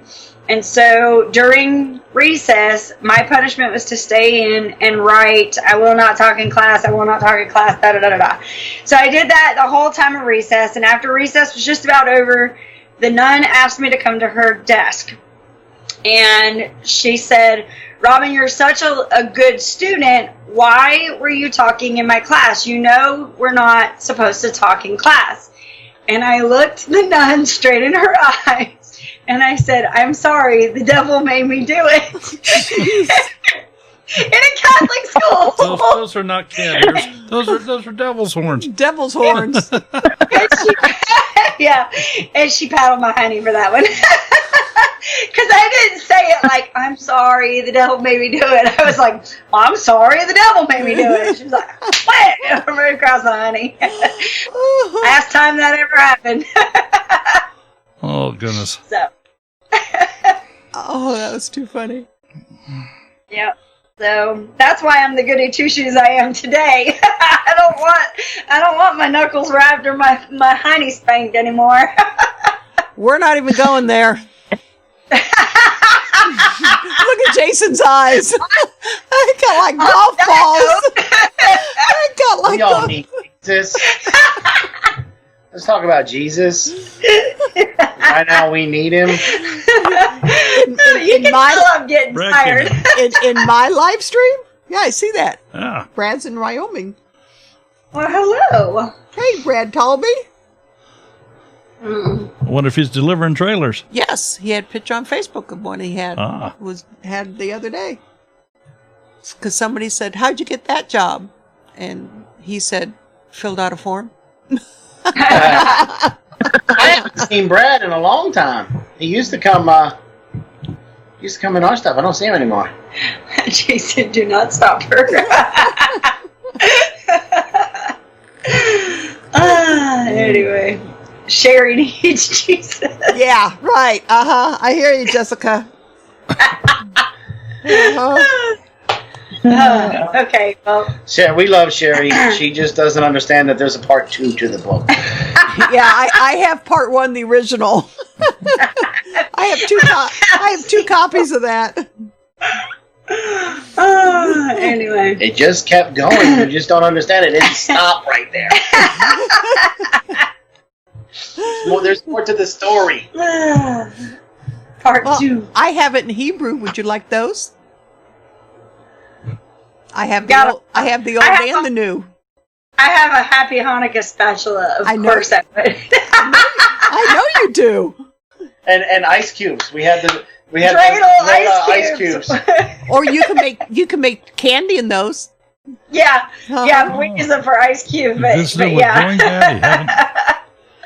We have another friend of ours in Augusta who's a rabbi. And that's one of the things that we love to bust his chops. And every now and then we'll look at him and go, there's a second half to the book, right? But he's the guy. He's the rabbi that I showed you the music videos that I worked on. Yeah. He did that. He's hilarious. Yeah. We love him. Yes, absolutely love funny. Him. So.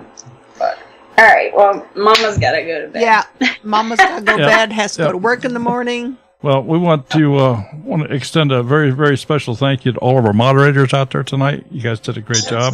And to our two fantastic guests. I want to tell you, absolutely, I have no problem doing that good of a job as a moderator, especially tonight. I have a blue wrench.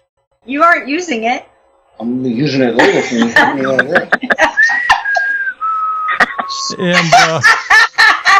And also a very special thank you to those of you Robin has her blue spatula.